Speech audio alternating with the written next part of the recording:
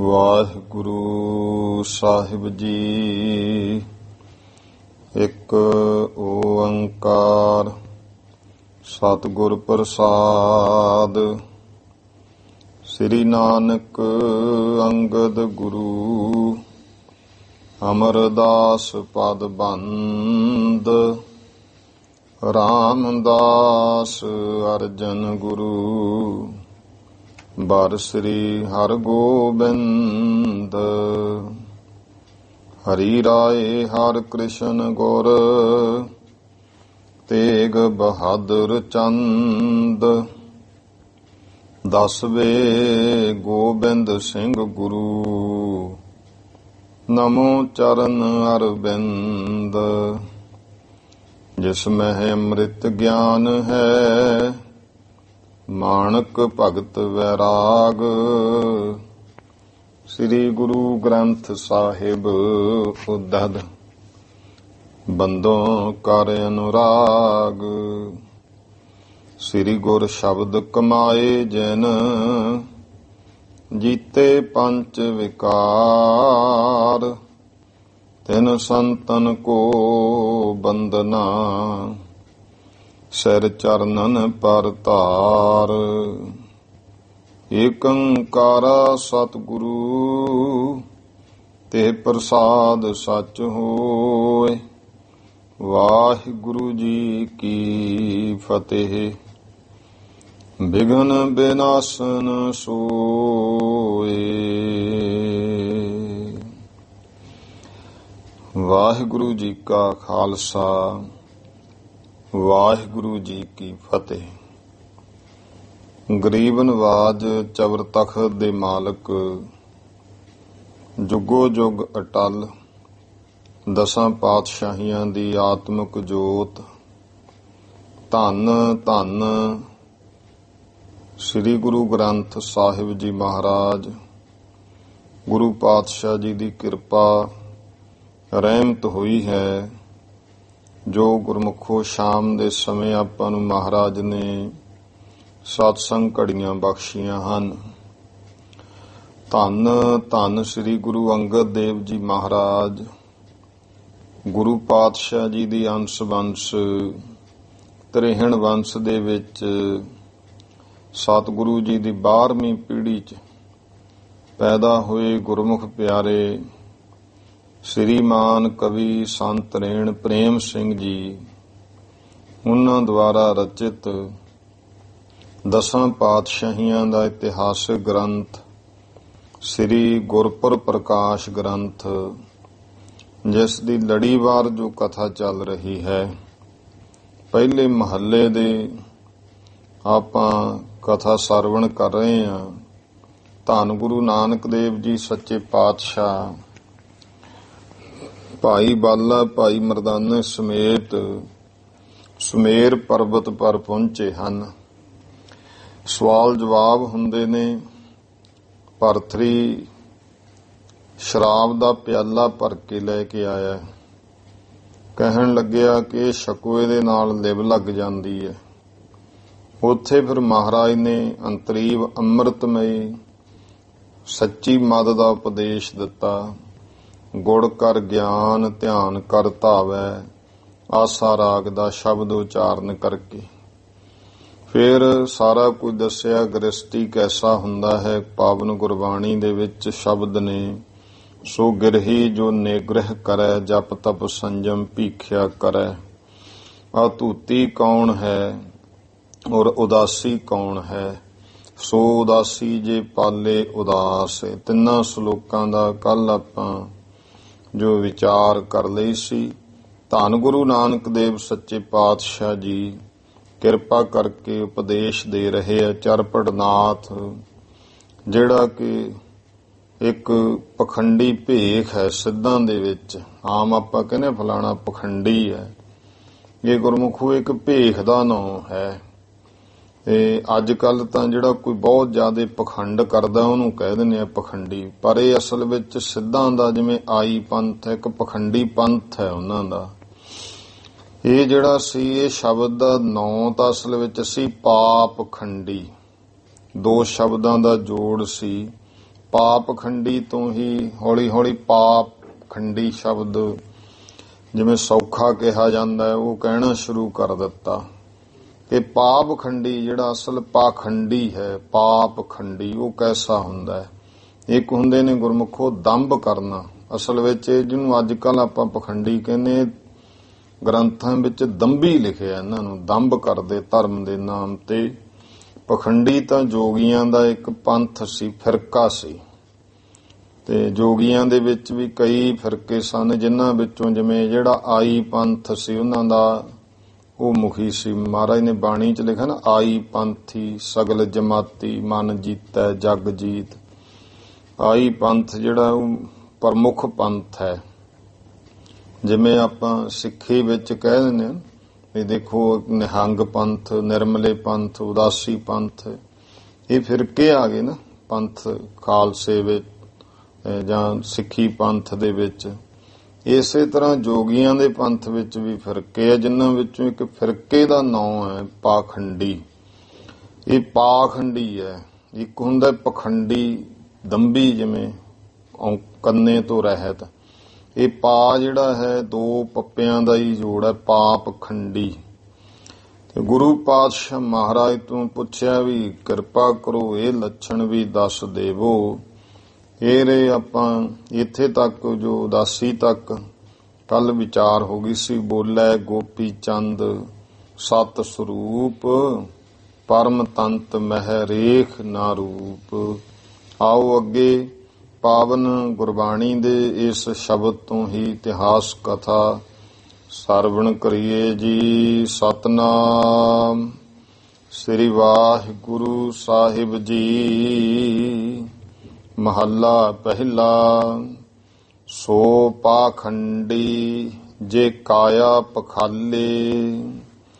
ਮਹਾਰਾਜ ਕਹਿੰਦੇ ਚਰਪਟ ਨਾਥ ਉਹੀ ਪਾਖੰਡੀ ਹੈ, ਪਾਪਾਂ ਨੂੰ ਖੰਡਨ ਕਰਨ ਵਾਲਾ ਪੁਰਖ ਅਸਲ ਵਿੱਚ ਉਹ ਹੈ ਪਾਖੰਡੀ ਮੱਤ ਵਾਲਾ, ਜਿਹੜਾ ਜੇ ਕਾਇਆ ਪਖਾਲੇ, ਜਿਹੜਾ ਆਪਣੀ ਕਾਇਆ ਭਾਵ ਇੱਥੇ ਬੁੱਧੀ ਲੈ ਲੈਣਾ, ਇਸ ਬੁੱਧ ਨੂੰ ਬ੍ਰਹਮ ਗਿਆਨ ਰੂਪੀ ਸ਼ੁਭ ਜਲ ਦੇ ਨਾਲ ਇਸ਼ਨਾਨ ਕਰਕੇ ਧੋ ਲਵੇ।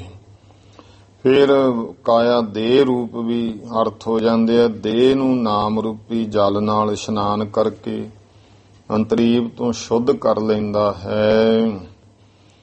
ਕਾਇਆ ਕੀ ਅਗਨ ਬ੍ਰਹਮ ਪਰਜਾਲੇ। ਇਹ ਜਿਹੜੀ ਦੇਹੀ ਹੈ ਨਾ ਕਾਇਆ, ਇਹਦੇ ਅੰਦਰ ਗੁਰਮੁਖੋ ਅਗਨੀ ਹੈ। ਜਿਹੜੀ ਇਹ ਕਾਇਆ ਕੀ ਅਗਨ ਬ੍ਰਹਮ ਪਰਜਾਲੇ, ਜਿਹੜੀ ਕਾਇਆ ਦੀ ਹੰਗਤਾ ਮਮਤਾ ਹਉਮੈ ਰੂਪ ਅਗਨੀ ਹੈ, ਇਸ ਨੂੰ ਬ੍ਰਹਮ ਪਰਜਾਲੇ, ਬ੍ਰਹਮ ਦਾ ਅਭਿਆਸ ਪਰਮੇਸ਼ਰ ਦੇ ਨਾਮ ਦਾ ਕਰਕੇ ਇਹ ਅਭਿਆਸ ਕਰਨ ਰੂਪੀ ਅਗਨੀ ਨਾਲ ਵਿਸ਼ੇਸ਼ ਕਰਕੇ ਜਾਲ ਦੇਵੇ ਤੇ ਅੰਦਰੋਂ ਕਾਮ ਕ੍ਰੋਧ ਰੂਪੀ ਵਿਕਾਰਾਂ ਨੂੰ ਨਾਸ਼ ਕਰ ਦੇਵੇ। ਸੁਪਨੈ ਬਿੰਦ ਨਾ ਦੇਈ ਝਰਣਾ।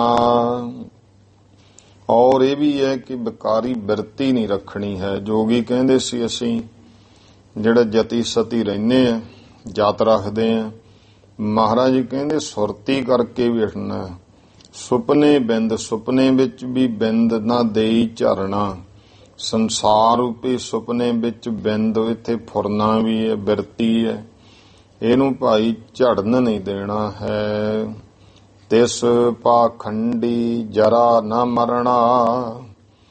ਐਸਾ ਜਿਹੜਾ ਪਾਖੰਡੀ ਮੱਤ ਵਾਲਾ ਹੈ ਜਾਂ ਦੂਜਾ ਪਾਪਾਂ ਨੂੰ ਖੰਡਿਤ ਕਰਨ ਵਾਲਾ, ਇਸ ਮੱਤ ਦੇ ਵਿੱਚ ਉਹ ਜਿਹੜਾ ਪੁਰਖ ਹੈ ਨਾ ਜਰਾ ਨਾ ਮਰਣਾ, ਫਿਰ ਉਹਨੂੰ ਭਾਈ ਨਾ ਬੁਢੇਪਾ ਤੇ ਨਾ ਮੌਤ, ਜੜ ਅਵਸਥਾ ਵੀ ਨਹੀਂ ਆਉਂਦੀ। ਤੇ ਉਹ ਜਰਾ ਦਾ ਅਰਥ ਥੋੜਾ ਵੀ ਹੁੰਦਾ ਹੈ, ਭਾਵ ਥੋੜਾ ਵੀ ਮਰਨਾ ਨਹੀਂ ਹੁੰਦਾ, ਅਮਰ ਹੋ ਜਾਂਦਾ ਹੈ। ਬੋਲੇ ਚਰਪਟ ਸਤ ਸਰੂਪ।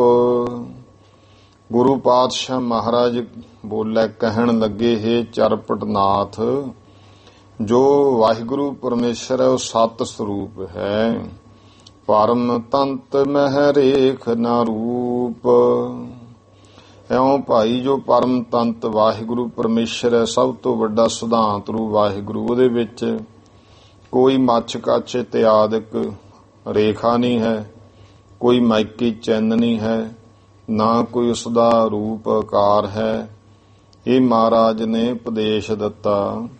ਫਿਰ ਭਰਥਰੀ ਫੇਰ ਪੁੱਛਦਾ ਹੈ, ਮਹਾਰਾਜ ਫਿਰ ਬਰਾਗੀ ਕਿਹਨੂੰ ਕਹਿੰਦੇ ਹਨ? ਸਤਿਗੁਰਾਂ ਨੇ ਅੱਗੇ ਉਪਦੇਸ਼ ਦਿੱਤਾ ਹੈ। ਮਹੱਲਾ ਪਹਿਲਾ। ਸੋ ਬੈਰਾਗੀ ਜੇ ਉਲਟੇ ਬ੍ਰਹਮ।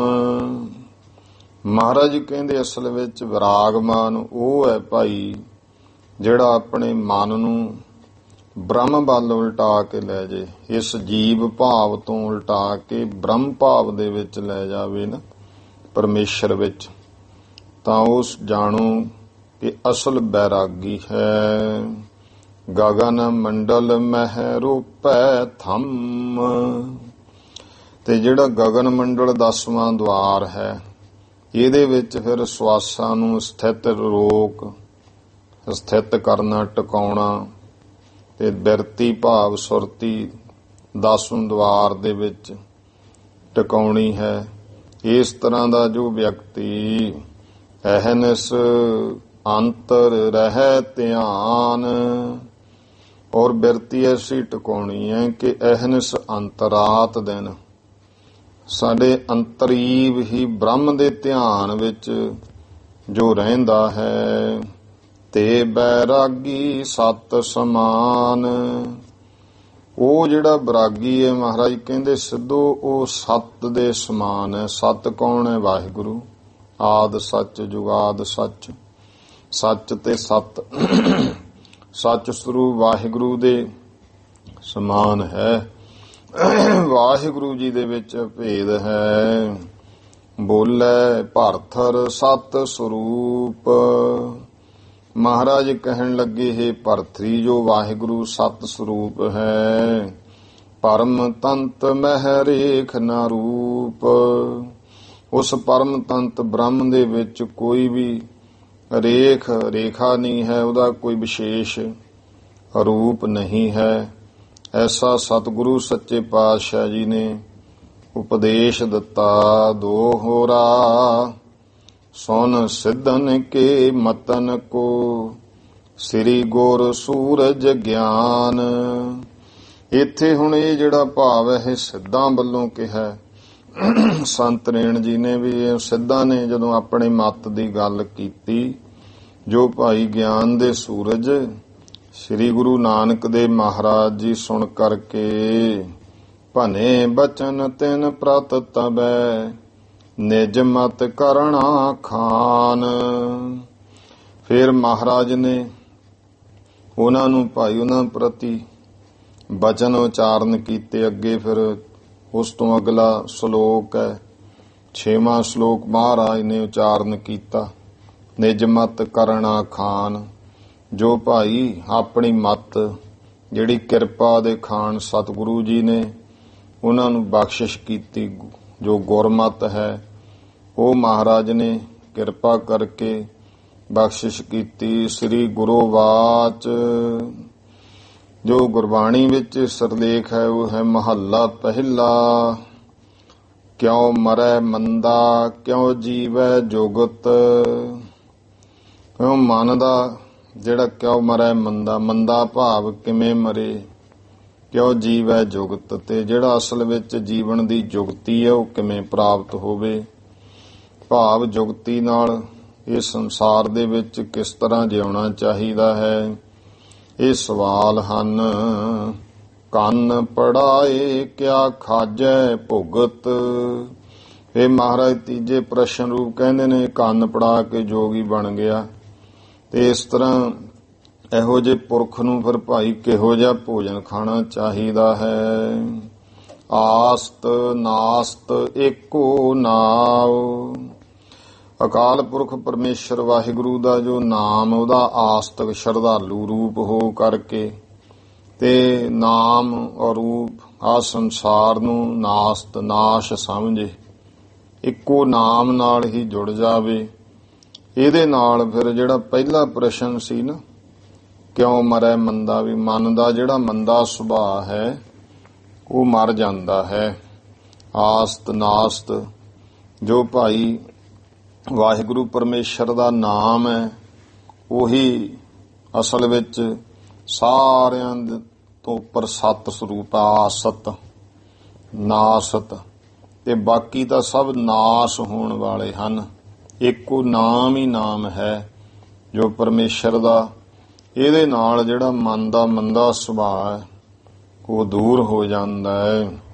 ਕੌਣ ਸੋ ਅੱਖਰ ਜਿਤ ਰਹਿ ਹਿਆਉ, ਕਿਹੜਾ ਐਸਾ ਅੱਖਰ ਉਪਦੇਸ਼ ਹੈ ਜਿਹਦੇ ਨਾਲ ਭਾਈ ਜੋ ਹਿਰਦਾ ਵਾਹਿਗੁਰੂ ਬ੍ਰਹਮ ਸੁਰਤੀ ਪ੍ਰਮਾਤਮਾ ਵਿੱਚ ਜੁੜ ਜਾਵੇ। ਕਿਹੜਾ ਮੰਤਰ ਉਪਦੇਸ਼ ਹੈ?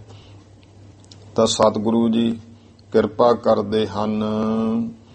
ਧੂਪ ਛਾਵ ਜੇ ਸਮ ਕਰ ਸਹੈ, ਮਹਾਰਾਜ ਕਹਿੰਦੇ ਭਾਈ ਧੁੱਪ ਛਾਂ, ਜਿਵੇਂ ਸੰਸਾਰ ਬਿਰਤੀ ਹੈ ਧੁੱਪ ਨਿਆਈ ਹੈ। ਸੰਸਾਰੀ ਜਿਹੜੇ ਬੋਲ ਨੇ ਕਿਉਂਕਿ ਦੁਖਦਾਈ ਹੈ, ਕੌੜੇ ਬਚਨ ਹੈ, ਧੂਪ ਛਾਵ, ਇਹਨਾਂ ਨੂੰ ਭਾਈ ਛਾਂਵਤ ਸੁਖਦਾਈ ਜਾਣ ਕਰਕੇ ਜਿਹੜਾ ਬਰਾਬਰ ਸਮ ਕਰਕੇ ਸਹਿ ਲੈਂਦਾ। ਜਾਂ ਧੁੱਪ ਛਾਂ, ਕਿਸੇ ਨੇ ਨਿੰਦਿਆ ਕਰਤੀ, ਕਿਸੇ ਨੇ ਉਪਮਾ ਕਰ ਦਿੱਤੀ, ਤੇ ਉਹ ਇੱਕੋ ਬਿਰਤੀ ਰੱਖਦਾ ਉਸਤਤ ਨਿੰਦਿਆ ਦੇ ਵਿੱਚ। ਜੇ ਸਮ ਕਰ ਸਹੈ, ਜੇ ਭਾਈ ਸਮਤਾ ਕਰਕੇ ਬਰਾਬਰਤਾ ਨਾਲ ਸਹਿ ਲਵੇ, ਤਾ ਨਾਨਕ ਆਖੈ ਗੁਰ ਕੋ ਕਹੈ। ਤਾਂ ਗੁਰੂ ਪਾਤਸ਼ਾਹ ਮਹਾਰਾਜ ਤਾਂ ਨਾਨਕ ਆਖੈ, ਗੁਰੂ ਮਹਾਰਾਜ ਜੀ ਕਹਿ ਰਹੇ ਨੇ ਗੁਰ ਕੋ ਕਹੈ। ਤੇ ਗੁਰੂ ਮਹਾਰਾਜ ਦਾ ਕਿਹਾ ਹੋਇਆ ਬਚਨ ਜਿਹੜਾ ਵੀ ਕੋਈ ਭਾਈ ਕਹਿੰਦਾ ਹੈ ਉਹੀ ਇਸ ਗੱਲ ਨੂੰ ਜਿਹੜਾ ਸਮਤਾ ਕਰਕੇ ਸਾਂਭ ਸਕਦਾ। ਜੀ ਨੇ ਜੋ ਗੁਰੂ ਮਹਾਰਾਜ ਨੇ ਸਾਨੂੰ ਬਚਨ ਕਿਹਾ ਉਸ ਬਚਨ ਨੂੰ ਜੀਵਨ ਵਿੱਚ ਕਮਾ ਲੈਂਦਾ ਹੈ। 6 ਵਰਤਾਰੇ ਵਰਤਹਿ ਪੂਤ, ਤੇ ਜਿਹੜਾ 6 ਵਰਤਾਰਿਆਂ ਵਿੱਚ ਜਿਵੇਂ 6 ਭੇਖ ਨੇ ਜਾਂ 6 ਸ਼ਾਸਤਰ ਹੈ, ਜਾਂ ਫਿਰ ਇਹ ਕਿਹਾ 5 ਗਿਆਨ ਇੰਦਰੀ, 6ਵਾਂ ਮਨ, ਇਹਨਾਂ ਦੇ ਵਿਸ਼ਿਆਂ ਵਰਤਾਰਿਆਂ ਵਿੱਚ ਵਰਤਹਿ ਪੂਤ। ਪੂਤ ਦਾ ਅਰਥ ਹੈ ਪਵਿੱਤਰ। ਜਿਹੜਾ ਕੋਈ ਭਾਈ ਪਵਿੱਤਰਤਾ ਨਾਲ ਵਰਤਦਾ ਹੈ, ਨਾ ਸੰਸਾਰੀ ਨਾ ਅਤੂਤ, ਨਾ ਤਾਂ ਫਿਰ ਉਹ ਸੰਸਾਰੀ ਹੈ ਨਾ ਉਹ ਅਤੂਤ ਹੈ।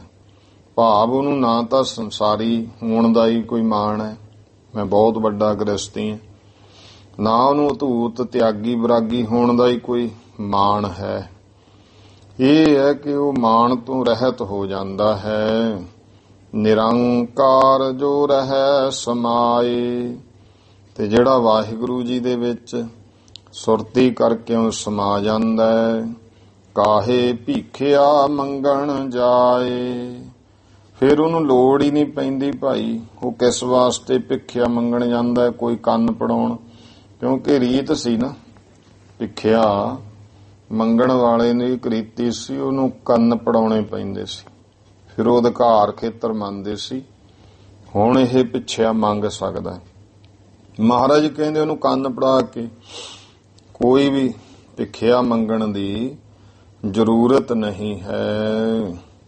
ਦੋਹਰਾ ਸਭ ਪ੍ਰਸ਼ਨਨ ਕੇ ਸਤਿਗੁਰੂ, ਏਕ ਸ਼ਬਦ ਕੇ ਮਾਹੇ। ਸਾਰੇ ਪ੍ਰਸ਼ਨਾਂ ਦਾ ਉੱਤਰ ਜੋ ਹੈ ਗੁਰੂ ਨਾਨਕ ਦੇਵ ਪਾਤਸ਼ਾਹ ਨੇ ਇੱਕੋ ਸ਼ਬਦ ਦੇ ਵਿੱਚ ਉੱਤਰ ਦੈ ਕੇ ਭਲੀ ਵਿਦ ਗੁਰਮਤਿ ਊਚ ਦਿਖਾਹੇ। ਭਲੀ ਪ੍ਰਕਾਰ ਉੱਤਰ ਦੇ ਕਰਕੇ ਜੇ ਗੁਰੂ ਦੀ ਮੱਤ ਹੈ ਇਹ ਦੱਸੇ ਵੀ ਜੋਗੀਓ ਤੁਹਾਡਾ ਮੱਤ ਤੇ ਤਾਂ ਧਾਰਨ ਕਰੀਏ ਜੇ ਅਸੀਂ ਕੋਈ ਸਾਡੀ ਮੱਤ ਘਟੀਆ ਹੋਵੇ ਜਾਂ ਨੀਵੀਂ ਹੋਵੇ। ਹੁਣ ਇਹ ਤਾਂ ਉਦੋਂ ਉੱਚੀ ਹੈ ਬ੍ਰਹਮ ਮੱਤ ਜਿਹੜੀ ਹੈ, ਮਹਾਰਾਜ ਕਹਿੰਦੇ ਗੁਰਮਤ ਸਮਝਾਈ ਕਿ ਤੇ ਇਤਨੀ ਉੱਚੀ ਹੈ, ਸਾਨੂੰ ਕੀ ਲੋੜ ਹੈ ਤੁਹਾਡਾ ਮਤ ਧਾਰਨ ਕਰਨ ਦੀ।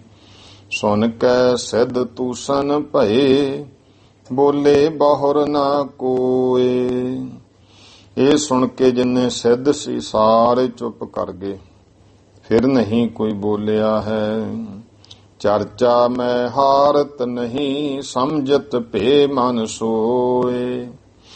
ਫਿਰ ਉਹ ਸਿੱਧ ਸਮਝ ਗਏ, ਇਹ ਹੁਣ ਜੇ ਅਸੀਂ ਕੋਈ ਚਰਚਾ ਕਰਾਂਗੇ, ਵਿਚਾਰ ਚਰਚਾ 'ਚ ਸਾਡੇ ਕੋਲੋਂ ਹਾਰ ਨਹੀਂ ਸਕਦੇ, ਇਹਨਾਂ ਨੂੰ ਕੋਈ ਹਰਾ ਨਹੀਂ ਸਕਦਾ। ਇਹ ਗੱਲ ਨੂੰ ਸਮਝ ਗਏ ਸਿੱਧ ਵੀ। ਇਤ ਸ੍ਰੀ ਗੁਰਪੁਰ ਪ੍ਰਕਾਸ਼ ਗ੍ਰੰਥੇ। ਇੱਥੇ ਤੱਕ ਭਾਈ ਸ੍ਰੀ ਗੁਰਪੁਰ ਪ੍ਰਕਾਸ਼ ਗ੍ਰੰਥ ਪ੍ਰਥਮ ਮਹੱਲੇ ਪਹਿਲੇ ਮਹੱਲੇ ਦੇ ਪ੍ਰਸੰਗ ਹੈ। ਸਿੱਧ ਮੰਡਲੀ ਪ੍ਰਸੰਗ ਵਰਣਨ। ਸਿੱਧਾਂ ਦੀ ਮੰਡਲੀ ਦਾ ਜਿਹੜਾ ਪ੍ਰਸੰਗ ਹੈ ਵਰਣਨ ਕੀਤਾ। ਨਾਮ ਨਵ ਤ੍ਰਿੰਸਤੀ ਮੰਦਰ ਹੈ, ਭਾਵ ਨਵ ਤ੍ਰਿੰਸਤੀ 30 ਤੇ 9 39ਵੇਂ ਘਰ ਦਾ ਇਹ ਪ੍ਰਸੰਗ ਹੈ। ਦੋਹਰਾ ਅੱਗੇ 40ਵੇਂ ਘਰ ਦਾ ਪ੍ਰਸੰਗ ਸ਼ੁਰੂ ਹੁੰਦਾ ਹੈ। ਚਰਚਾ ਮੈਂ ਜਬ ਦੇਖਿਓ, ਸ੍ਰੀ ਗੁਰ ਪਰਮ ਪ੍ਰਬੀਨ। ਜਦੋਂ ਦੇਖਿਆ ਚਰਚਾ ਵਿੱਚ ਤੇ ਮਹਾਰਾਜ ਬਹੁਤ ਵੱਡੇ ਸਿਆਣਪ ਵਾਲੇ ਪ੍ਰਵੀਨ ਹਨ। ਤਬ ਜੋਗਨ ਸਭ ਤਮਕ ਖਾ, ਕਰਾ ਮਾਤ ਵਿਦ ਕੀਨ। ਤਾਂ ਜੋਗੀਆਂ ਨੇ ਫਿਰ ਸਾਰਿਆਂ ਨੇ ਹੀ ਤਮਕ ਜੀ ਖਾ ਕੇ, ਤਮਕ ਦਾ ਭਾਵ ਹੁੰਦਾ ਜਿਵੇਂ ਡਰ ਜਾ ਖਾ ਕੇ ਜਾਂ ਈਰਖਾ ਜੀ ਕਰਕੇ ਫਿਰ ਕਰਾਮਾਤ ਦਿਖਾਉਣੀ ਸ਼ੁਰੂ ਕੀਤੀ। ਚੌਪਈ ਕਿਨਹੂ ਪਹੋੜੀ, ਕਿਨ ਮ੍ਰਿਗ ਛਾਲਾ। ਕਿਸੇ ਕੋਈ ਮਿਰਗ ਛਾਲਾ ਤੇ ਬੈਠ ਕੇ ਉੱਡ ਗਿਆ, ਕੋਈ ਫੌੜੀ ਜੀ ਲੈ ਕੇ ਉੱਡਿਆ ਫਿਰਦਾ ਹੈ। ਉਹ ਕਿਸੇ ਨੇ ਜਾਂ ਕਈਆਂ ਨੇ ਫੌੜੀ ਜੀ ਉਡਾਤੀ, ਕਿਸੇ ਨੇ ਮਿਰਗ ਛਾਲਾ ਜਿੱਤੇ ਬੈਠਦੇ ਉਹ ਅਸਮਾਨ ਚ ਨੂੰ ਉਡਾ ਦਿੱਤੀ। ਕਿਨਹੂ ਕਮੰਡਲ ਕਿਨਹੂ ਮਾਲਾ। ਕਿਸੇ ਨੇ ਕਰਮੰਡਲ ਉਡਾਤਾ, ਕਿਸੇ ਨੇ ਮਾਲਾ ਉਡਾ ਦਿੱਤੀ। ਦੀਨ ਉਡਾਈ ਬੀਕ ਆਕਾਸ਼। ਆਕਾਸ਼ ਦੇ ਵਿੱਚ ਸਭ ਐਸਾ ਕੁਝ ਉਡਾ ਦਿੱਤਾ ਹੈ। ਉੱਡਤ ਫਿਰਤ ਜਿਉ ਪੰਛੀ ਰਾਸ। ਜਿਵੇਂ ਸੋਹਣੇ ਪੰਛੀ ਉੱਡੇ ਫਿਰਦੇ ਐ, ਇਉਂ ਸਿੱਧਾਂ ਦਾ ਸਮਾਨ ਉੱਡਿਆ ਫਿਰਦਾ ਆਕਾਸ਼ ਵਿੱਚ। ਸਤਿਗੁਰ ਦੀਨ ਖੜਾਵ ਚੜਾਈ। ਤਾਂ ਮਹਾਰਾਜ ਨੇ ਵੀ ਉਹੀ ਖੇਡ, ਕਿਉਂਕਿ ਜਦੋਂ ਮੱਤ ਦੇਣੀ ਹੈ ਫਿਰ ਉਹੀ ਜਿਹਾ ਕੁਛ ਹੀ ਕਰਨਾ ਪਊ ਨਾ। ਤੇ ਮਹਾਰਾਜ ਨੇ ਆਪਣੀ ਖੜਾਵ ਚੜਾਤੀ ਆਕਾਸ਼ ਵੱਲ ਨੂੰ। ਨਾਰ ਮਾਰ ਸਭਨ ਕੋ ਅਰਧ ਲਿਆਈ। ਤੇ ਸਾਰਿਆਂ ਨੂੰ ਮਾਰ ਮਾਰ ਕੇ ਸਭ ਥੱਲੇ ਆ ਗਿਆ ਜਿੰਨਾ ਕੁਝ ਸਮਾਨ ਜਿਹਾ ਸੀ। ਲੱਜਤ ਭੇ ਤਬ ਸਿੱਧ ਪਾਰੇ। ਸਾਰੇ ਸਿੱਧ ਸ਼ਰਮਸ਼ਾਰ ਹੋ ਗਏ। ਬੋਲ ਨ ਸਕੈ ਸ਼ਕਤ ਸਭ ਹਾਰੇ। ਸਾਰੀ ਸ਼ਕਤੀ ਹਾਰ ਗਏ। ਹੁਣ ਮਹਾਰਾਜ ਅੱਗੇ ਕੋਈ ਬੋਲ ਨਹੀਂ ਸਕਦਾ। ਕਿਤਕ ਦੇਰ ਤੂਸਨ ਹੀ ਰਹੇ। ਕਿੰਨਾ ਹੀ ਸਮਾਂ ਚੁੱਪ ਹੀ ਬੈਠੇ ਰਹੇ। ਪੁਨ ਵਿਚਾਰ ਗੋਰਖ ਬਚ ਕਹੇ। ਫਿਰ ਵਿਚਾਰ ਜੀ ਕਰਕੇ ਗੋਰਖ ਨੇ ਉਹ ਬਚਨ ਕਹੇ। ਮਾਨੋ ਮਨ ਮਹਿਬਾਨੀ ਮੋਰੀ। ਇਹ ਮੇਰੀ ਗੱਲ ਤੁਸੀਂ ਮਨ ਦੇ ਵਿੱਚ ਮੰਨੋ। ਸੁਨੋ ਕਾਨ ਦੇ ਕਹੋ ਬਹੋਰੀ। ਸਿੱਧਾਂ ਨੂੰ ਕਹਿੰਦਾ ਕੰਨ ਦੇ ਕੇ ਮੈਂ ਤੁਹਾਨੂੰ ਸੁਣੋ, ਭਾਵ ਧਿਆਨ ਕਰਕੇ ਮੈਂ ਤੁਹਾਨੂੰ ਦੱਸਦਾ। ਸਭ ਸਿੱਧਨ ਕੋ ਅਦਪਤ ਬਨਿਓ। ਸਾਰੇ ਸਿੱਧਾਂ ਦਾ ਕਿਉਂਕਿ ਸ਼੍ਰੋਮਣੀ ਬਣਿਆ। ਸਭ ਪਰ ਨਿਜ ਆਇਸ ਕੋ ਬਨਿਓ। ਤੇ ਸਾਰਿਆਂ ਦੇ ਉੱਤੇ ਫਿਰ ਇਹਨੇ ਆਪਣਾ ਹੁਕਮ ਜਿਹਾ ਚਲਾਇਆ ਹੈ। ਮੁੰਦਾ ਪਹਿਰੋ ਝੋਲੀ ਲੀਜੈ। ਜਾਂ ਭਾਈ ਇੱਥੇ ਬਨਿਓ ਦੀ ਜਗ੍ਹਾ ਤੇ ਅਸਲ ਵਿੱਚ ਸ਼ਬਦ ਬਨੀਏ ਹੈ। ਗੁਰੂ ਮਹਾਰਾਜ ਨੂੰ ਕਹਿਣ ਲੱਗਿਆ, ਮਹਾਰਾਜ ਵੀ ਮਾਨੋ ਮਨ ਮਹਿਬਾਨੀ ਮੋਰੀ। ਮੇਰੀ ਤੁਸੀਂ ਮਨ ਵਿੱਚ ਗੱਲ ਮੰਨ ਲਓ। ਸੁਣੋ ਕਾਨ ਦਾ ਕਹੋ ਬਹੋਰੀ। ਮੈਂ ਫੇਰ ਤੁਹਾਨੂੰ ਕਹਿਣਾ, ਧਿਆਨ ਨਾਲ ਸੁਣ ਲਓ। ਸਭ ਸਿੱਧਨ ਕੋ ਅਦਪਤ ਬਨੀਏ। ਤੁਸੀਂ ਇਉਂ ਕਰੋ ਕਿ ਸਾਡੇ ਮੱਤ ਚ ਆ ਜਾਓ, ਅਸੀਂ ਤੁਹਾਨੂੰ ਸਾਰੇ ਸਿੱਧਾਂ ਦੇ ਮੁਖੀ ਬਣਾ ਦਿੰਦੇ ਆ, ਸ਼੍ਰੋਮਣੀ ਬਣਾ ਦਿੰਦੇ ਹਾਂ। ਇਹ ਜਿਵੇਂ ਹੁਣ ਰਾਜਨੀਤੀ ਚੱਲਦਾ ਨਾ, ਐਸਾ ਕੁਝ ਇਹ ਕਈ ਵਾਰੀ ਹੁੰਦਾ। ਰਾਜਨੀਤੀ ਦੀਆਂ ਖੇਡਾਂ ਨੇ ਤੇ ਉਹ ਇੱਕ ਰਾਜ ਜਿਹਾ ਸੀ, ਉੱਥੇ ਮੁੱਖ ਮੰਤਰੀ ਬਣਾਉਣਾ ਸੀ। ਉਹ ਅੱਧੇ ਹੋ ਗਏ ਦੋ ਪਾਸੇ, ਇੱਕ ਆਜ਼ਾਦ ਜਿੱਤ ਗਿਆ ਤੇ ਉਹ ਅੜ ਗਿਆ, ਕਹਿੰਦਾ ਮੈਨੂੰ ਬਣਾਓ, ਜੇ ਤੁਸੀਂ ਮੈਨੂੰ ਨਾ ਬਣਾਇਆ ਮੈਂ ਉਧਰ ਜਾ ਵੜੂ। ਉਹ ਬੜਿਆ ਬੜੀ ਕੋ ਕਹਿੰਦੇ ਤੈਨੂੰ ਮੁੱਖ ਅਹੁਦਾ ਦੇਵਾਂਗੇ ਇੱਕ ਵੱਡਾ। ਇਹ ਕਹਿਣ ਦਾ ਭਾਵ ਹੁੰਦਾ ਕਿ ਲਾਲਚ ਦਿੰਦਾ ਸਾਡੇ ਗੱਲ ਆ ਜਾ। ਹੁਣ ਗੁਰਮੁਖੋ ਇਹ ਕੋਈ ਰਾਜਨੀਤੀ ਨਹੀਂ ਹੈ, ਧਰਮ। ਕਹਿੰਦਾ ਸਾਰੇ ਸਿੱਧਾਂ ਦਾ ਗੋਰਖ ਕਹਿੰਦਾ ਮਹਾਰਾਜ ਇਹ ਨਾਨਕ ਤਪਾ ਜੀ ਤੁਸੀਂ ਮੁਖੀ ਬਣ ਜਾਓ, ਸਭ ਪਰ ਨਿਜ ਆਇਸ ਕੋ ਬਨੀਏ, ਤੇ ਸਾਰਿਆਂ ਦੇ ਉੱਤੇ ਤੁਸੀਂ ਆਪਣਾ ਹੁਕਮ ਕਰਿਓ, ਸਾਰੇ ਸਿੱਧ ਤੁਹਾਡੀ ਗੱਲ ਮੰਨਣਗੇ। ਮੁੰਦਾ ਪਹਿਰੋ ਝੋਲੀ ਲੀਜੈ, ਤੇ ਇਉਂ ਕਰੋ ਮੁੰਦਰਾਂ ਪਾ ਲਓ, ਇੱਕ ਝੋਲੀ ਪਾ ਲਵੋ ਖਫਣੀ, ਅੰਗ ਵਿਭੂਤ ਮਲਨ ਕੋ ਕੀਜੈ, ਸਰੀਰ ਦੇ ਉੱਤੇ ਵਿਭੂਤੀ ਮਲ ਲਓ, ਸਾਰੇ ਸੁਆਗ ਜਿਹਨੂੰ ਕਹਿੰਦੇ ਸੁਆਹ ਮਲ ਲਵੋ। ਖਿੰਥਾ ਆਪਣੀ ਦੇਹ ਹੰਢਾਵੋ, ਤੇ ਆ ਜਿਹੜੀ ਖਿੰਥਾ ਹੈ, ਝੋਲੀ ਹੈ, ਇਹ ਖਫਣੀ, ਇਹ ਸਰੀਰ ਦੇ ਉੱਤੇ ਹੰਢਾਵੋ। ਸਿੱਧ ਜਮਾਤੀ ਮੈਂ ਅਬ ਆਵੋ, ਹੁਣ ਤੁਸੀਂ ਸਿੱਧਾਂ ਦੀ ਜਮਾਤ ਵਿੱਚ ਆ ਜਾਵੋ। ਲੇਹੁ ਭੰਡਾਰਾ ਹਮ ਤੇ ਖਾਵੋ, ਅਸੀਂ ਤੁਹਾਨੂੰ ਭੰਡਾਰਾ ਦਿੰਨੇ ਆ, ਉਹ ਸਾਡੇ ਹੱਥੋਂ ਲੈ ਕੇ ਛਕ ਲਓ। ਸਿੰਘੀ ਮੁਖ ਤੇ ਨਾਦ ਵਜਾਵੋ, ਤੇ ਮੁਖ ਦੇ ਨਾਲ ਸਿੰਘੀ ਨਾਂ ਦਾ ਰਬਾਬ ਛੱਡ ਦਿਓ, ਸਿੰਘੀ ਵਜਾਇਆ ਕਰੋ। ਜੋਗੀਆਂ ਦਾ ਜਿਹੜਾ ਸਾਜ਼ ਸਿੰਘੀ ਹੈ ਉਹ ਵਜਾਉਂਦੇ ਸਨ। ਦੋਹਰਾ ਹਾਥ ਬਿਖੈ ਡੰਡਾ ਗਹੋ, ਕਰ ਸਿੱਧਨ ਪ੍ਰਤੀਤ, ਕਹਿੰਦੇ ਹੱਥ ਦੇ ਵਿੱਚ ਮਹਾਰਾਜ ਡੰਡਾ ਫੜ ਲਓ, ਇਉਂ ਸਿੱਧਾਂ ਤੇ ਭਰੋਸਾ ਪ੍ਰਤੀਤੀ ਕਰੋ। ਮਹਾ ਸ਼ਕਤ ਕੋ ਪਾਏ ਹੋ, ਯੋ ਸਗਲਾ ਜਗ ਜੀਤ, ਤੇ ਬਹੁਤ ਵੱਡੀ ਤੁਹਾਨੂੰ ਸ਼ਕਤੀ ਪ੍ਰਾਪਤ ਹੋ ਜੂ। ਇਸ ਤਰ੍ਹਾਂ ਸਾਰੇ ਜਗਤ ਨੂੰ ਤੁਸੀਂ ਜਿੱਤ ਲਵੋਗੇ। ਚੌਪਈ ਮਿਲ ਆਦੇਸ਼ ਕਹੋ ਆਦੇਸੋ, ਤੇ ਫਿਰ ਤੁਸੀਂ ਮਿਲ ਕੇ, ਜਿਵੇਂ ਮਹਾਰਾਜ ਕਹਿੰਦੇ ਸੀ ਸਤ ਕਰਤਾਰ, ਕਹਿੰਦੇ ਉਹ ਮਿਲਣ ਮੌਕੇ ਨਾ ਇੱਕ ਦੂਜੇ ਨੂੰ ਆਦੇਸ਼ ਕਹਿਣਾ। ਨਾਥ ਨਾਮ ਹੋਏ ਜੁਗ ਜੁਗ ਬੇਸੋ, ਇਉਂ ਤੁਹਾਡਾ ਨਾਮ ਨਾਨਕ ਨਾਥ ਹੋ ਜਾਊਗਾ, ਨਾਥ ਲੱਗੂ ਤੁਹਾਡੇ ਨਾਲ, ਜੁਗਾਂ ਜੁਗਾਂ ਵਿੱਚ ਤੁਸੀਂ ਪ੍ਰਸਿੱਧ ਹੋਵੋਗੇ। ਜੋਗ ਸੰਜੋਗੀ ਮੈਂ ਸੁਖ ਪਾਵੋ, ਜੋਗ ਦੇ ਸਹਿਤ ਹੋ ਕਿਉਂ ਸੁਖ ਪਾ ਲਵੋ। ਏਕ ਮਾਈ ਕੇ ਪੂਤ ਕਹਾਵੋ, ਮਾਈ ਦਾ ਭਾਵ ਹੈ ਪੰਥ ਵੀ, ਇੱਕ ਆਈ ਪੰਥੀ ਵੱਡੇ ਤੁਸੀਂ ਪੰਥ ਦੇ ਪੂਤ, ਪਵਿੱਤਰ ਪੂਤ ਪੁੱਤਰ ਵੀ ਹੈ, ਭਾਵਮੁਖੀ ਕਹਾਵੋਗੇ। ਜੋਗ ਜੁਗਤ ਕੇ ਚੇਲੇ ਮਾਨੀ, ਜਿੰਨੇ ਵੀ ਜੋਗ ਨਾਲ ਜੁੜੇ ਜੁਗਤੀਆਂ ਸਾਰੇ ਤੁਹਾਡੇ ਚੇਲੇ ਬਣ ਕੇ ਤੁਹਾਨੂੰ ਮੰਨਣਗੇ। ਸਭ ਦੀਵਾਨ ਤੁਮ ਸੇਵਕ ਥਾਨੀ, ਸਾਰੀ ਸਭਾ ਦੇ ਵਿੱਚ ਤੁਹਾਡੇ ਸੇਵਕ ਹੋਣਗੇ। ਤੁਮ ਤੋਂ ਉੱਪਰ ਹੋਏ ਨਾ ਆਨ, ਤੁਹਾਡੇ ਤੋਂ ਮਹਾਰਾਜ ਕੋਈ ਹੋਰ ਉੱਪਰ ਨਹੀਂ ਹੋਵੇਗਾ। ਸਭ ਮਹਿ ਬੈਸੋ ਹੋਏ ਪ੍ਰਧਾਨ, ਸਾਰਿਆਂ ਦੇ ਵਿੱਚ ਤੁਸੀਂ ਪ੍ਰਧਾਨ ਹੋ ਕੇ ਬੈਠੇ ਹੋ। ਦੋਹਰਾ ਲੋਏ ਲੋਏ ਆਸਨ ਕਰੋ, ਸਰਬ ਕਰਾਏ ਭੰਡਾਰ, ਤੇ ਜਗ੍ਹਾ ਜਗ੍ਹਾ ਤੁਹਾਡੇ ਆਸਣ ਜਿੱਥੇ ਵੀ ਹੋ ਉੱਥੇ ਤੁਸੀਂ ਸਿੱਧ ਸ਼ਕਤੀਆਂ ਨਾਲ ਆਸਣ ਲੋਏ ਲੋਏ ਆਸਣ ਲਾਓ। ਸਾਰੀ ਜਗ੍ਹਾ ਤੇ ਤੁਹਾਡੇ ਨਾਮ ਦੇ ਭੰਡਾਰੇ ਚੱਲਣਗੇ। ਹੁਕਮ ਮਨਾਵੋ ਜਹ ਤਹਾਂ ਅਸ ਬਿਧ ਕੀਜੈ ਕਾਰ, ਜਿੱਥੇ ਕਿੱਥੇ ਵੀ ਮਹਾਰਾਜ ਸਾਰੇ ਜੋਗੀਆਂ ਤੁਸੀਂ ਆਪਣਾ ਹੁਕਮ ਮਨਾਇਓ। ਜੇ ਇਸ ਤਰ੍ਹਾਂ ਸਾਡੇ ਦੱਸੇ ਮੁਤਾਬਕ ਤੁਸੀਂ ਕੰਮ ਕਰ ਲਵੋ। ਸੋਰਠਾ ਸੁਨ ਗੁਰ ਗਿਰਾ ਅਲਾਏ, ਕਰਨੋ ਰਹਿਓ ਨ ਹਨੈ ਕੱਛ।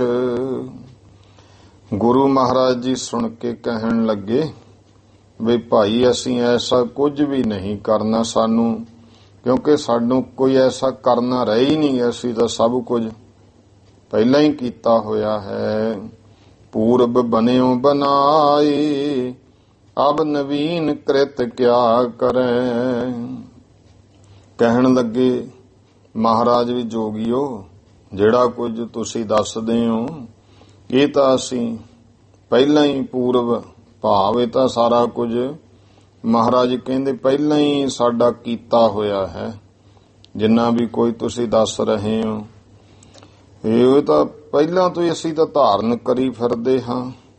ਜਿਹੜਾ ਹੁਣ ਤੁਸੀਂ ਸਾਨੂੰ ਕਹਿ ਰਹੇ ਹੋ ਇਹ ਤਾਂ ਗੁਰੂ ਪਾਤਸ਼ਾਹ ਮਹਾਰਾਜ ਕਹਿੰਦੇ ਸਾਨੂੰ ਕੋਈ ਜ਼ਰੂਰਤ ਨਹੀਂ ਕਰਨ ਦੀ। ਜਿੰਨੇ ਵੀ ਇਹ ਚਿੰਨ ਜੇ ਜਦੋਂ ਫੜਾਏ, ਜੋਗ ਦੇ ਮੁੰਦਰਾਂ, ਝੋਲੀ, ਖਿੰਥਾ, ਆ ਪਪੂਤੀ ਹੈ, ਆ ਡੰਡਾ ਹੈ, ਇਸ ਆਈ ਪੰਥ ਹੈ, ਸਾਰਿਆਂ ਤੋਂ ਵੱਡਾ। ਮਹਾਰਾਜ ਕਹਿੰਦੇ ਭਾਈ ਇਹ ਅਸਲ ਜੋਗ ਦੇ ਚਿੰਨ ਨਹੀਂ ਹਨ। ਮਹਾਰਾਜ ਕਹਿੰਦੇ ਵੀ ਦੱਸੋ ਕਿਹੜੇ ਧਰਮ ਗ੍ਰੰਥ ਸ਼ਾਸਤਰ ਵਿੱਚ ਲਿਖੇ ਹੋਏ। ਸ਼ਾਸਤਰਾਂ ਦੇ ਵਿੱਚ ਤਾਂ ਯਮ, ਨੇਮ, ਆਸਣ, ਪ੍ਰਾਣਾਯਾਮ, ਧਾਰਨਾ, ਧਿਆਨ, ਸਮਾਧੀ, ਪ੍ਰਤਿਹਾਰ ਇਹ ਲਿਖਿਆ ਜੋਗ ਦੇ 8 ਅੰਗ। ਤੇ ਜਿਹੜਾ ਝੋਲੀ ਹੈ, ਡੰਡਾ ਹੱਥ ਵਿੱਚ ਫੜ ਕੇ ਮੰਗਦਾ ਫਿਰੇ ਉਹ ਜੋਗੀ ਨਹੀਂ ਹੁੰਦਾ। ਇਹ ਬਾਣੀ 'ਚ ਬਚਨ ਆਉਂਦੇ, ਜੋਗੀ ਹੋਵਾਂ ਜਗ ਭਵਾਂ, ਘਰ ਘਰ ਭੀਖਿਆ ਲਿਓ, ਦਰਗਾਹ ਲੇਖਾ ਮੰਗਿਆ, ਕਿਸ ਕਿਸ ਉੱਤਰ ਦਿਓ। ਕਿਹਦਾ ਉੱਤਰ ਦੇਵਾਂਗੇ ਜਦੋਂ ਘਰ ਘਰ ਤੋਂ ਮੰਗ ਕੇ ਖਾ ਲਿਆ ਤੇ ਹਿਸਾਬ ਕਿਤਾਬ ਹੋਣਾ। ਫਲਾਣੇ ਤੋਂ ਇੰਨਾ ਖਾਦਾ ਸੀ, ਉਹਦਾ ਲੇਖਾ, ਉਦੋਂ ਇੰਨਾ ਖਾਦਾ ਉਹਦਾ। ਮਹਾਰਾਜ ਕਹਿੰਦੇ ਤੁਹਾਡਾ ਜੋਗ ਤਾਂ ਹੈ ਡੰਡ ਕਮੰਡਲ ਮੋਢੇ ਭਾਰ, ਜੋਗ ਨਹੀਂ ਕਰਮਾਂ ਦੀ ਮਾਰ ਹੈ। ਜੋਗ ਹੈ ਤਾਂ ਕਰਮਾਂ ਦੀ ਮਾਰ ਹੈ। ਇਹ ਕਹਿੰਦੇ ਭਾਈ ਸਾਨੂੰ ਤਾਂ ਨਿਰੰਕਾਰ ਨੇ ਜੋਗੀ ਬਣਾਇਆ ਹੋਇਆ ਹੈ। ਜੇ ਤੁਸੀਂ ਵੀ ਜੋਗੀ ਹੋ, ਆਹ ਚਿੰਨ ਜਿਹੜੇ ਅਸੀਂ ਤੁਹਾਨੂੰ ਦੱਸਦੇ ਹਾਂ ਧਾਰਨ ਕਰ ਲਓ, ਤੁਹਾਡੀ ਕਲਿਆਣ ਹੋ ਜੂ। ਤਾਂ ਮਹਾਰਾਜ ਕਿਹੜਾ ਐਸਾ ਹੈ ਜਿਹੜਾ ਤੁਸੀਂ ਧਾਰੀ ਫਿਰਦੇ ਹੋ। ਫਿਰ ਮਹਾਰਾਜ ਨੇ ਜਪਜੀ ਸਾਹਿਬ ਦੇ ਜਿਹੜੀਆਂ 4 ਪੌੜੀਆਂ ਹਨ ਉਹ ਜਿਹੜਾ ਉਪਦੇਸ਼ ਹੈ, ਕਿਉਂਕਿ ਜਪਜੀ ਸਾਹਿਬ ਇਹ ਸਾਰੀ ਬਾਣੀ ਸਿੱਧਾਂ ਨੂੰ ਮਹਾਰਾਜ ਨੇ ਉਪਦੇਸ਼ ਦਿੰਦਿਆਂ ਉਚਾਰਨ ਕੀਤੀ ਹੈ। ਤੇ ਜਿਵੇਂ ਹੁਣ ਇਹਦੇ ਵਿੱਚ ਜਿਹੜਾ ਸੋਦਰ ਦਾ ਸ਼ਬਦ ਹੈ ਉਹ ਜਦੋਂ ਤੁਸੀਂ ਪੜੋਗੇ ਉਹ ਇਸੇ ਤਰ੍ਹਾਂ ਹੀ ਜਦੋਂ ਕੋਈ ਸਵਾਲ ਪੁੱਛਦਾ ਕਿ ਉਹਦਾ ਦਰ ਕਿਹੋ ਜਿਹਾ, ਉਹ ਮਹਾਰਾਜ ਸਿੱਧਾਂ ਨੂੰ ਦੱਸ ਰਹੇ ਇਹੋ ਜਿਹਾ। ਜਿਹੜਾ ਰਹਿ ਰਾਸ ਵਿੱਚ ਹੈ ਸੋਦਰ ਤੇਰਾ ਕਿਹਾ, ਉਹ ਹੈਗਾ ਪਰਮੇਸ਼ਰ ਦੇ ਸਨਮੁਖ। ਮਹਾਰਾਜ ਨੇ ਜਦੋਂ ਸੱਚਖੰਡ ਉਚਾਰਨ ਕੀਤਾ ਇਹ ਵਾਹਿਗੁਰੂ ਦੀ ਉਸਤਤੀ ਰੂਪ, ਨਿਰਾਕਾਰ ਦੀ ਉਸਤਤੀ ਰੂਪ ਦੇ ਵਿੱਚ ਜੋ ਜਪਜੀ ਸਾਹਿਬ ਸੰਖੇਪ ਅਨੁਸਾਰੀ ਗੱਲ ਵਿੱਚੋਂ ਜੋ ਹੈ ਉਹ ਦੇ ਰਹੇ ਨੇ।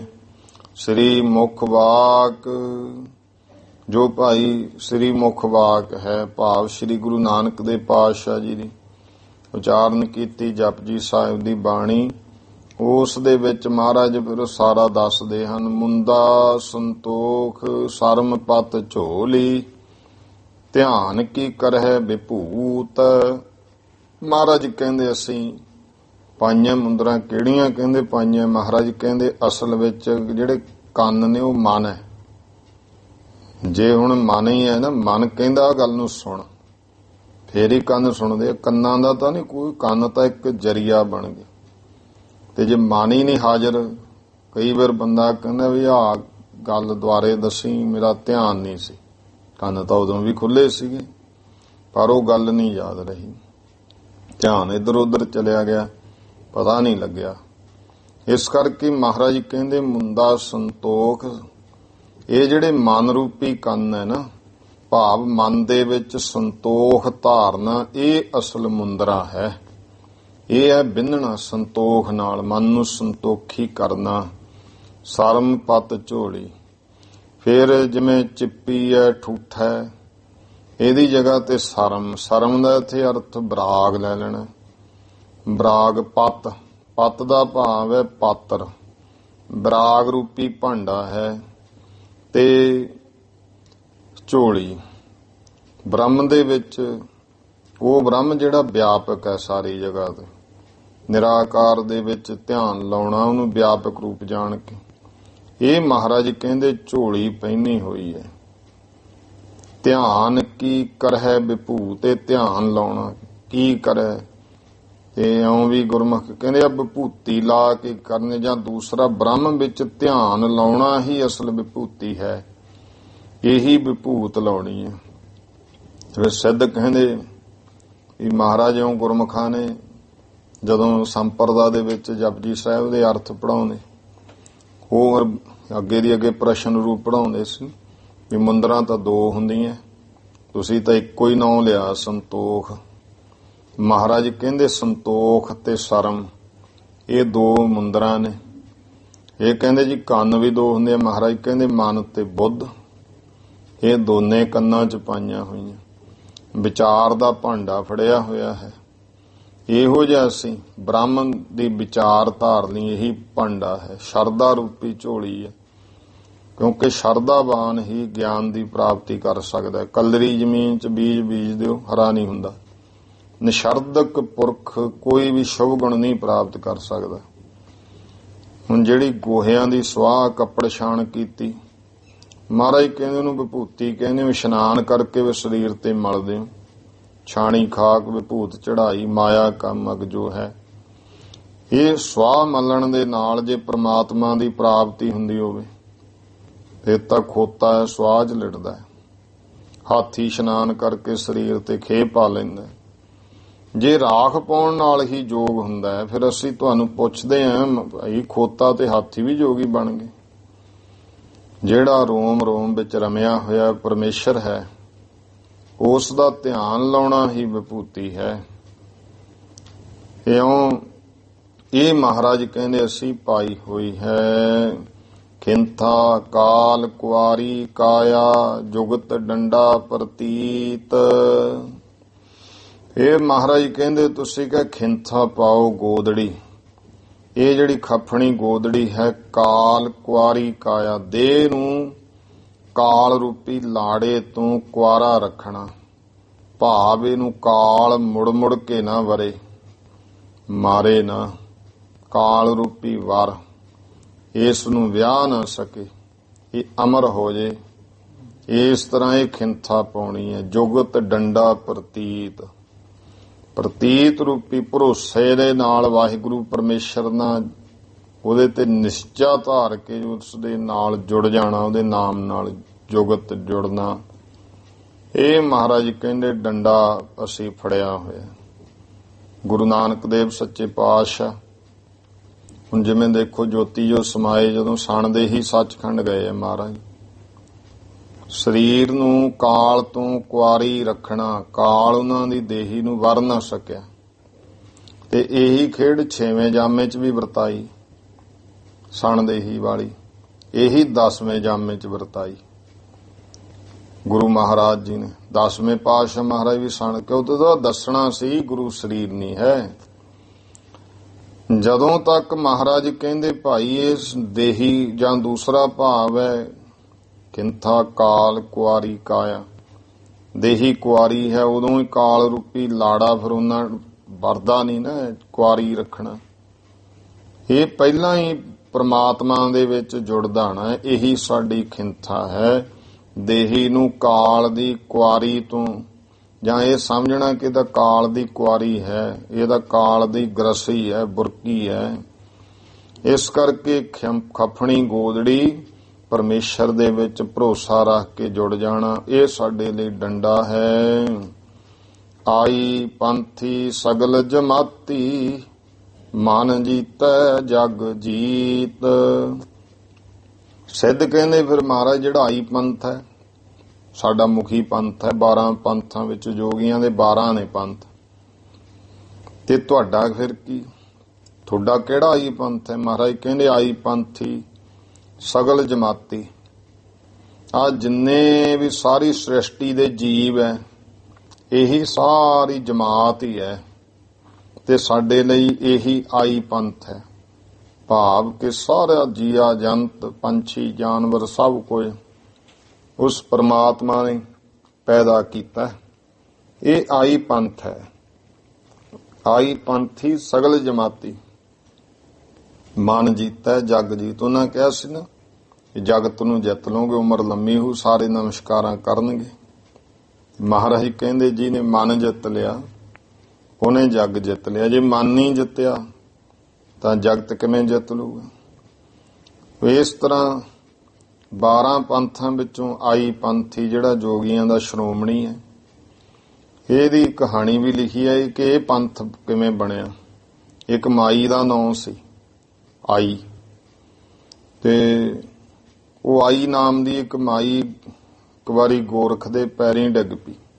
ਕਹਿਣ ਲੱਗੀ ਵੀ ਐ ਗੋਰਖ, ਮੈਂ ਆਪਣੇ ਸਰੀਰ ਤੋਂ ਤੇਰੇ ਵਰਗਾ ਸੰਤਾਨ ਪੈਦਾ ਕਰਨਾ। ਸਿੱਧੀ ਗੱਲ ਸੀ ਨਾ, ਮੇਰੇ ਨਾਲ ਵਿਵਾਹ ਕਰਾ, ਪੁੱਤਰ ਪੈਦਾ ਕਰਨਾ ਚਾਹੁੰਦੀ।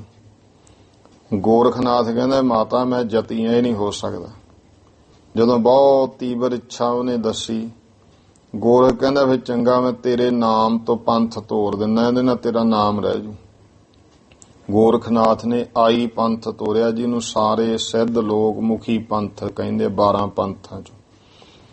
ਤੋ ਐਸਾ ਇਹ ਵਿਚਾਰ ਹੈ ਕਿ ਮਹਾਰਾਸ਼ਟਰ ਵੱਲ ਲੋਕ ਜਿਹੜੇ ਆ ਨਾ, ਜਦੋਂ ਕਿਤੇ ਉਧਰ ਜਾਓ ਆਪਾਂ ਬੰਬੇ ਵਗੈਰਾ, ਉੱਥੇ ਮਾਂ ਨੂੰ ਆਈ ਕਹਿੰਦੇ ਆ ਬਹੁਤ ਜਗ੍ਹਾ ਤੇ।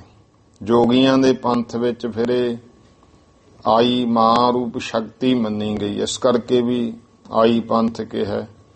ਇਹ ਆਪਣੇ ਨਾਮ ਦੇ ਪਿੱਛੇ ਆਈ ਲਾਉਂਦੇ ਆ, ਜਿਵੇਂ ਨੌ ਦੇ ਨਾ ਜੋਗੀ ਸਿੱਖ ਬਾਲ ਗੁੰਦਾ ਆਈ ਮਗਰ ਆ ਜਾਂਦਾ ਹੈ ਜੋਗੀਆਂ ਦੇ 12 ਪੰਥਾਂ ਵਿੱਚੋਂ। ਤੇ ਇਹ ਅੱਗੇ ਦੀ ਅੱਗੇ ਫਿਰ ਬਹੁਤ ਕੁਝ ਮਹਾਰਾਜ ਦੇ ਸਾਨੂੰ ਦੱਸਿਆ, ਭਾਈ ਮਨ ਨੂੰ ਜਿੱਤਣਾ ਹੀ ਜਗਤ ਨੂੰ ਜਿੱਤਣਾ ਹੈ। ਜੇ ਮਨ ਹੀ ਨਹੀਂ ਜਿੱਤਿਆ ਤੇ ਫਿਰ ਭਾਵੇਂ ਕੋਈ ਕਿੰਨਾ ਵੀ ਵੱਡਾ ਜੇਤੂ ਜਰਨੈਲ ਬਣ ਜੇ, ਉਹ ਜਿਹੜੇ ਮਨ ਦੇ ਹੱਥੋਂ ਹਾਰ ਗਏ ਉਹ ਤਾਂ ਫਿਰ ਕੁਛ ਨਹੀਂ ਨਾ ਬਣਦਾ। ਤੇ ਜਿੱਤਿਆ ਕਿਵੇਂ ਜਾਵੇ? ਗੁਰੂ ਮਹਾਰਾਜ ਦੀ ਬਾਣੀ ਦਾ, ਜਿਨ ਗੁਰ ਪ੍ਰਸਾਦੀ ਮਨ ਜੀਤਿਆ ਜਗ ਤਿਨਹਿ ਜਿਤਾਨਾ। ਇਹ ਬਾਣੀ ਵਿੱਚ ਐਸੇ ਬਚਨ, ਨਾਨਕ ਗਿਆਨੀ ਜਗ ਜੀਤਾ, ਜਗ ਜੀਤਾ ਸਭ ਕੋਈ।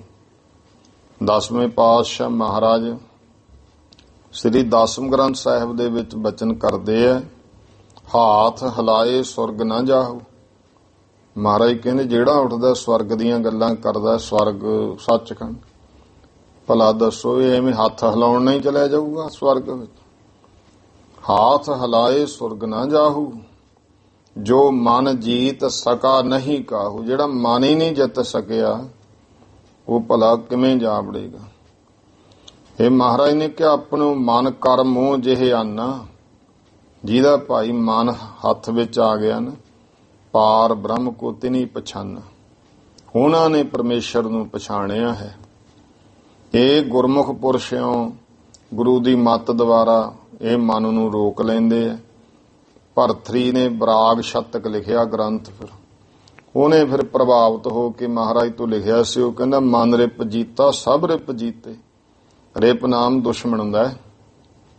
ਜਿਨ੍ਹਾਂ ਨੇ ਮਨ ਰਿਪ ਜੀਤਾ ਸਭ ਰਿਪ ਜੀਤੇ, 2 ਵਾਰੀ ਉਚਾਰਿਆ, ਮਨ ਰਿਪ ਜੀਤਾ ਸਭ ਰਿਪ ਜੀਤੇ।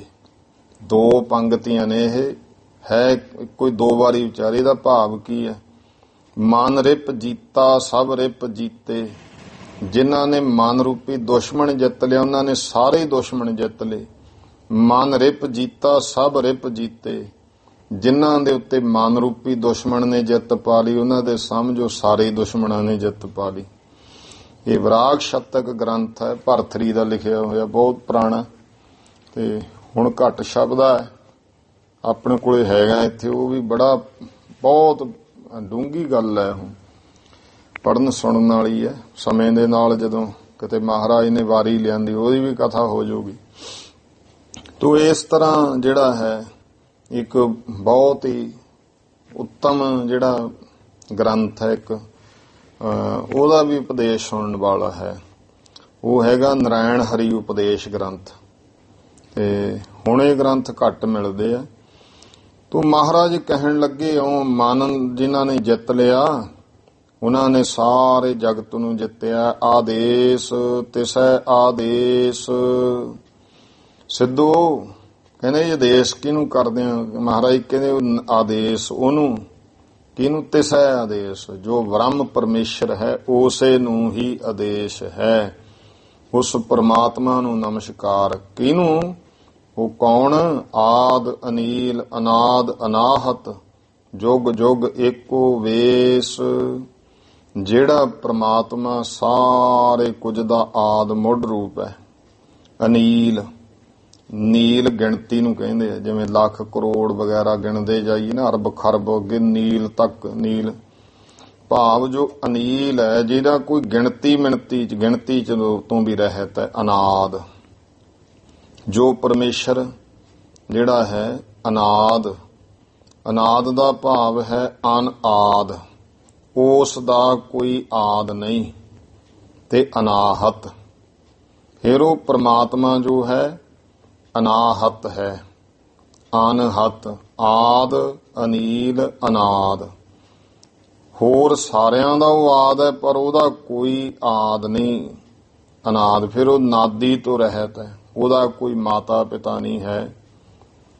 10ਵੇਂ ਪਾਤਸ਼ਾਹ ਦੇ ਬਚਨ ਪੜ੍ਹਦਿਆਂ ਅਨੀਲ ਹੈ, ਅਨਾਦ ਹੈ। ਉਹਦੀ ਮਾਂ ਬਾਪ ਨਹੀਂ ਹੈ ਪਰਮੇਸ਼ਰ ਦਾ ਕੋਈ। ਫਿਰ ਉਹ ਨਾਦ, ਨਾਦੀ ਵੀ ਨਹੀਂ ਹੈ। ਜਿਵੇਂ ਇੱਕ ਬਿੰਦੀ ਪੁੱਤਰ ਹੁੰਦਾ, ਇੱਕ ਨਾਦੀ। ਮਹਾਰਾਜ ਨੇ ਕਿਹਾ ਖਾਲਸਾ ਮੇਰਾ ਨਾਦੀ ਪੁੱਤਰ ਹੈ। ਨਾਦੀ ਭਾਵ ਚੇਲਾ ਰੂਪ ਹੋ ਜਾਣਾ। ਪਰਮਾਤਮਾ ਕਿਸੇ ਦਾ ਨਾਦੀ ਵੀ ਨਹੀਂ ਹੈ, ਉਹ ਚੇਲਾ ਵੀ ਨਹੀਂ ਹੈ। ਇਸ ਕਰਕੇ ਨਾਦੀ ਅਨਾਹਤ। ਹਤ, ਆਹਤ ਭਾਵ ਜੋ ਹਤ ਨਾਸ਼ ਤੋਂ ਰਹਿਤ ਹੈ। ਆਦ ਅਨੀਲ ਅਨਾਦ ਅਨਾਹਤ ਜੁਗ ਜੁਗ ਏਕੋ ਵੇਸ। ਜੁਗਾਂ ਜੁਗਾਂ ਵਿੱਚ ਉਸ ਦਾ ਇੱਕੋ ਹੀ ਵੇਸ ਹੈ। ਉਹਦਾ ਭਾਵ ਕੋਈ ਅਨਾਹਤ, ਆਹਤ ਸ਼ਬਦ ਵੀ ਹੁੰਦੇ ਨੇ। ਜਿਵੇਂ ਆਹਤ ਸ਼ਬਦ, ਜਿਵੇਂ ਕੋਈ ਵਸਤੂ ਹੈ ਉਹਦੇ ਚ ਕੁਝ ਮਾਰੀਏ ਆਵਾਜ਼ ਪੈਦਾ ਹੁੰਦੀ ਹੈ, ਉਹਨੂੰ ਆਹਤ ਸ਼ਬਦ ਕਹਿੰਦੇ। ਜਿਵੇਂ ਹੁਣ ਆਪਾਂ ਘੜਿਆਲ ਵਜਾਉਂਦੇ ਹਾਂ, ਹੁਣ ਆਪਦੇ ਆਪ ਤਾਂ ਨਹੀਂ ਵੱਜਦੀ, ਇਹਦੇ ਵਿੱਚ ਹਥੌੜੀ ਜੀ ਮਾਰਨੀ ਪੈਂਦੀ ਹੈ, ਉਹ ਫੇਰ ਉਹ ਚੋਂ ਆਵਾਜ਼। ਜਾਂ ਸ਼ੰਖ ਹੈ, ਸ਼ੰਖ ਦੇ ਵਿੱਚ ਵੀ ਫੂਕ ਮਾਰਨੀ ਪੈਂਦੀ ਹੈ।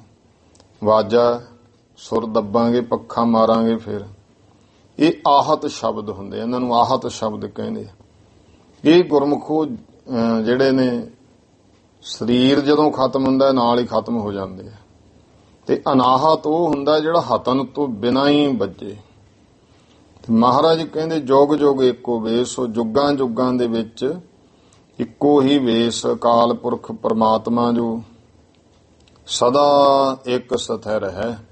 ਕੋਈ ਇਹ ਨਹੀਂ ਕਹਿ ਸਕਦਾ ਕਿ ਪਰਮਾਤਮਾ ਵਾਹਿਗੁਰੂ ਹੁਣ ਹੈ, ਕੱਲ ਨੂੰ ਹੋਰ ਤਰ੍ਹਾਂ ਦਾ ਹੋ, ਜਾਂ ਫਿਰ ਇਉਂ। ਇਹ ਭਾਈ ਗੁਰੂ ਪਾਤਸ਼ਾਹ ਕਹਿੰਦੇ ਜੁਗਾਂ ਜੁਗਾਂ ਵਿੱਚ ਇੱਕੋ ਹੀ ਹੈ। ਭੁਗਤ ਗਿਆਨ ਦਇਆ ਭੰਡਾਰਨ ਘਟ ਘਟ ਵਾਜੈ ਨਾਦ। ਸਿੱਧ ਕਹਿੰਦੇ ਜੇ ਤੁਸੀਂ ਜੋਗ ਮਤ ਧਾਰਨ ਕਰ ਲਓ, ਰਿੱਧੀਆਂ ਸਿੱਧੀਆਂ ਦੇ ਮਾਲਕ ਬਣ ਜਾਓਗੇ, ਬਹੁਤ ਚੇਲੇ ਚਾਪੜੇ ਬਣ ਜਾਣਗੇ, ਤੁਹਾਡੇ ਕਾਰਜ ਸਾਰੇ ਕਰਿਆ ਕਰਨਗੀਆਂ ਰਿੱਧੀਆਂ ਸਿੱਧੀਆਂ, ਭੰਡਾਰੇ ਤੁਹਾਡੇ ਸਾਰੇ। ਜਿਵੇਂ ਮਹਾਰਾਜ ਕਹਿੰਦੇ ਭੁਗਤ ਗਿਆਨ, ਸਾਡੇ ਕੋਲੇ ਤਾਂ ਪਹਿਲਾਂ ਹੀ ਭੁਗਤੀ ਹੈਗੀ ਆ ਸਿੱਧੋ। ਕਿਹੜੀ ਗਿਆਨ ਦੀ?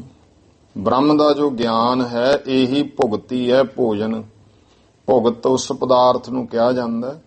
ਖੰਡ, ਘਿਓ ਤੇ ਮੈਦਾ, ਇਹ ਤੋਂ ਇੱਕ ਚੂਰਮਾ ਬਣਾ ਲਿਆ ਜੋਗੀ, ਉਹ ਚੂਰਮਾ ਖਾਂਦੇ ਹੁੰਦੇ ਸੀ, ਉਹਨੂੰ ਭੁਗਤੀ ਕਹਿੰਦੇ ਸੀ। ਭੁਗਤ ਸਤਿਗੁਰੂ ਕਹਿੰਦੇ ਗਿਆਨ ਰੂਪੀ ਭੁਗਤ ਛਕਦੇ ਆ। ਦਇਆ ਭੰਡਾਰਨ, ਤੇ ਦਇਆ ਕਰਨੀ, ਇਹੀ ਅਸਲ ਭੰਡਾਰਾ ਹੈ। ਸਾਰੇ ਗੁਣਾਂ ਦਾ ਭੰਡਾਰਾ ਦੇਣ ਵਾਲੀ ਹੈ ਦਇਆ। ਸਭ ਗੁਣ ਅੰਤਰੀਵ ਆ ਜਾਂਦੇ ਨੇ। ਘਟ ਘਟ ਵਾਜੈ ਨਾਦ, ਘਟਾਂ ਘਟਾਂ ਦੇ ਵਿੱਚ ਉਹਦਾ ਨਾਮ ਵਾਹਿਗੁਰੂ ਦਾ ਹੀ ਵੱਜ ਰਿਹਾ। ਇਹੀ ਅਸਲ ਵਿੱਚ ਨਾਦ ਵੱਜਦੇ ਨੇ। ਜਿਹੜੇ ਨਾਦ ਹੈ ਨਾ ਜੋਗੀ ਲੋਕ, ਪਿੱਤਲ ਦਾ ਵਾਜਾ, ਉਹ ਜਦੋਂ ਭੋਜਨ ਤਿਆਰ ਹੁੰਦਾ ਸੀ ਉਸ ਸਮੇਂ ਵਜਾਉਂਦੇ ਹੁੰਦੇ। ਜਿਵੇਂ ਗੁਰੂ ਘਰਾਂ ਦੇ ਵਿੱਚ ਵੀ ਮਰਜ਼ਾਦਾ ਰਹੀ ਹੈ ਘੜਿਆਲ ਦੀ ਹੈ। ਇਹ ਘੜਿਆਲ ਦੀ ਮਰਜ਼ਾਦਾ ਜਿਵੇਂ ਹਿੰਦੂ ਮੰਦਰਾਂ ਦੇ ਵਿੱਚ ਟੱਲ ਦੀ ਹੈ, ਉਹ ਟੱਲ ਵਜਾਉਂਦੇ ਆ। ਗੁਰੂ ਘਰ ਦੇ ਵਿੱਚ ਘੜਿਆਲ ਮਹਾਰਾਜ ਨੇ। ਇਹਦੇ ਪਿੱਛੇ ਵੀ ਬਹੁਤ ਵੱਡਾ ਭਾਵ ਹੈ। ਹੁਣ ਜੇ ਆਪਾਂ ਇੱਧਰ ਨੂੰ ਤੁਰ ਪਏ ਫਿਰ ਕਥਾ ਮੇਰੀ, ਘੜਿਆਲ ਦਾ ਭਾਵ ਕੀ? ਤੇ ਉਹਨੂੰ ਨਾਦ ਕਹਿੰਦੇ ਸੀ। ਭੋਜਨ ਛਕਣ ਲੱਗਿਆਂ ਵਜਾਉਂਦੇ ਹੁੰਦੇ ਸੀ। ਤੇ ਇੱਕ ਸਿੰਗੀ ਵਜਾਉਂਦੇ ਸੀ। ਹਿਰਨ, ਸਿੰਗੀ ਦਾ ਭਾਵ ਸਿੰਘ, ਹਿਰਨ ਦੀ ਸਿੰਗੀ ਲੈ ਕੇ ਨਾ ਜੋਗੀ ਉਹ ਵਜਾਉਂਦੇ, ਉਹ ਜਦੋਂ ਚਾਹੇ ਉਦੋਂ ਵਜਾ ਲੈਂਦੇ ਸਨ। ਭੁਗਤ ਗਿਆਨ ਦਇਆ ਭੰਡਾਰਨ ਘਟ ਘਟ ਵਾਜਹਿ ਨਾਦ। ਆਪ ਨਾਥ ਨਾਥੀ ਸਭ ਜਾ ਕੀ ਰਿੱਧ ਸਿੱਧ ਅਵਰਾ ਸਾਧ। ਮਹਾਰਾਜ ਕਹਿੰਦੇ ਭਾਈ ਫਿਰ ਤੁਸੀਂ ਕਹਿੰਦੇ ਨਾਥ ਬਣ ਜਾਓਗੇ, ਸਾਰਿਆਂ ਦੇ ਮੁਖੀ, ਸਾਨੂੰ ਤਾਂ ਕੋਈ ਇੱਛਾ ਨਹੀਂ ਹੈ। ਆਪ ਨਾਥ, ਉਹ ਬ੍ਰਹਮ ਪਰਮੇਸ਼ਰੀ ਆਪ ਸਾਰਿਆਂ ਦਾ ਮਾਲਕ ਹੈ। ਨਾਥੀ ਸਭ ਜਾ ਕੇ, ਸਾਰੀ ਸ੍ਰਿਸ਼ਟੀ ਸਾਰੀ ਕਾਇਨਾਤ ਉਸਨੇ ਨੱਥੀ ਹੋਈ ਹੈ, ਨੱਥ ਪਾਈ ਹੋਈ ਹੈ ਉਸ ਬ੍ਰਹਮ ਨੇ। ਰਿੱਧ ਸਿੱਧ ਅਵਰਾ ਸਾਧ, ਉਹ ਕਹਿੰਦੇ ਰਿੱਧੀਆਂ ਸਿੱਧੀਆਂ ਆ ਜਾਣਗੀਆਂ। ਮਹਾਰਾਜ ਕਹਿੰਦੇ ਤਾਂ ਅਵਰਾ ਸਾਧ ਹੈ, ਤਾਂ ਹੋਰ ਸਵਾਦ ਨੇ। ਪਰਮੇਸ਼ਰ ਨੇ ਆਪਣੇ ਹੁਕਮ 'ਚ ਸਾਰਿਆਂ ਨੂੰ ਨੱਥਿਆ ਹੋਇਆ ਹੈ। ਨਾਥਾਂ ਦੀ ਜਮਾਤ, ਇਹ ਜਿਹੜੀਆਂ ਰਿੱਧੀਆਂ ਸਿੱਧੀਆਂ ਨੇ, ਇਹ ਮਹਾਰਾਜ ਕਹਿੰਦੇ ਅਵਰਾ ਹੈ। ਇਹ ਤਾਂ ਹੋਰ ਹੀ ਭਾਵ ਪਰਮਾਤਮਾ ਦੀ ਪ੍ਰਾਪਤੀ ਨਹੀਂ ਹੋ ਸਕਦੀ ਜਿਹੜਾ ਰਿੱਧੀਆਂ ਸਿੱਧੀਆਂ ਵਿੱਚ ਪੈ ਜੇ। ਇਹ ਅਵਰਾ ਸਵਾਦ ਹੈ। ਰਿੱਧੀਆਂ, ਰਿੱਧ ਸਿੱਧ ਤੇ ਨਿੱਧ ਤਿੰਨ ਤਰ੍ਹਾਂ ਦੇ ਹੁੰਦੇ ਆ। ਰਿੱਧੀ ਹੁੰਦੀ ਹੈ ਭਾਵ ਜਿਹਦੇ ਕੋਲੇ ਰਿੱਧੀ ਆ ਜੇ ਉਹਦੇ ਕੋਲੇ ਗੁਰਮੁਖੋ ਪਦਾਰਥ ਨਹੀਂ ਹੁੰਦੇ। ਜਿਵੇਂ ਰਿੱਧੀ ਬਹੁਤ ਐਸੇ ਸਤਪੁਰਸ਼ ਹੋਏ ਗੁਰੂ ਘਰ ਦੇ ਵਿੱਚ, ਉਹ ਦਿਖਾਉਂਦੇ ਨਹੀਂ ਸੀ ਕਦੇ ਨਾ ਰਿੱਧੀ ਇੱਥੇ ਹੀ ਵਰਤਦੀ ਹੈ, ਆਪਾਂ ਨੂੰ ਪਤਾ ਨਹੀਂ ਲੱਗਦਾ।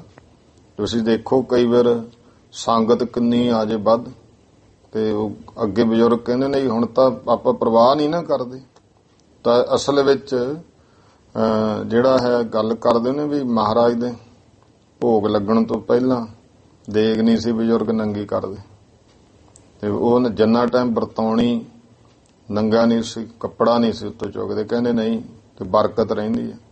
ਆਮ ਹੀ ਆਪਾਂ ਉਹਨੇ ਤਾਂ ਘਰਾਂ 'ਚ ਮਾਈਆਂ ਨਾ ਬਈ ਖਾਣ ਪੀਣ ਵਾਲੀ ਚੀਜ਼ ਨੰਗੀ ਨਹੀਂ ਰੱਖੀ। ਉਹਦਾ ਭਾਵ ਹੈ ਕਿ ਜੇ ਤੁਸੀਂ ਪਰਦਾ ਚੱਕ ਦਿਓਗੇ ਉਹ 'ਚ ਬਰਕਤ ਨਹੀਂ ਰਹਿਣੀ ਤੇ ਉਹ ਵਰਤੀ ਜਾਂਦੀ।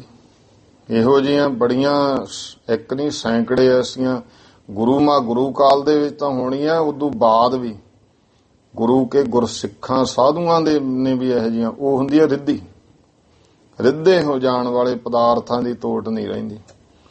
ਸਿੱਧੀਆਂ ਹੁੰਦੀਆਂ ਨੇ ਇਹ 18 ਲਿਖੀਆਂ, ਕਦੇ ਆਪਣੇ ਆਪ ਨੂੰ ਸੂਖਮ ਛੋਟਾ ਬਣਾ ਲਿਆ, ਕਦੇ ਵੱਡਾ, ਕਦੇ ਭਾਰਾ, ਕਦੇ ਹੌਲਾ। ਹੌਲਾ ਹੋ ਕੇ ਜਿਵੇਂ ਰਿੱਧੀ ਪਾਣੀ ਤੇ ਤੁਰੇ ਫਿਰਨਾ, ਭਾਰਾ ਵੀ ਬਣਾ ਲੈਣਾ ਕੋਈ ਮਨ ਭਾਉਂਦੀ ਵਸਤੂ ਜਾਂ ਕਿਸੇ ਦੇ ਮਨ ਦੀ ਜਾਣ ਲਈ ਇੱਛਾ ਦੇ ਮੁਤਾਬਕ ਕਿਸੇ ਦਾ ਮਨ ਪ੍ਰੇਰਤਾ, ਕਿਸੇ ਨੂੰ ਕਾਬੂ ਕਰ ਲਿਆ।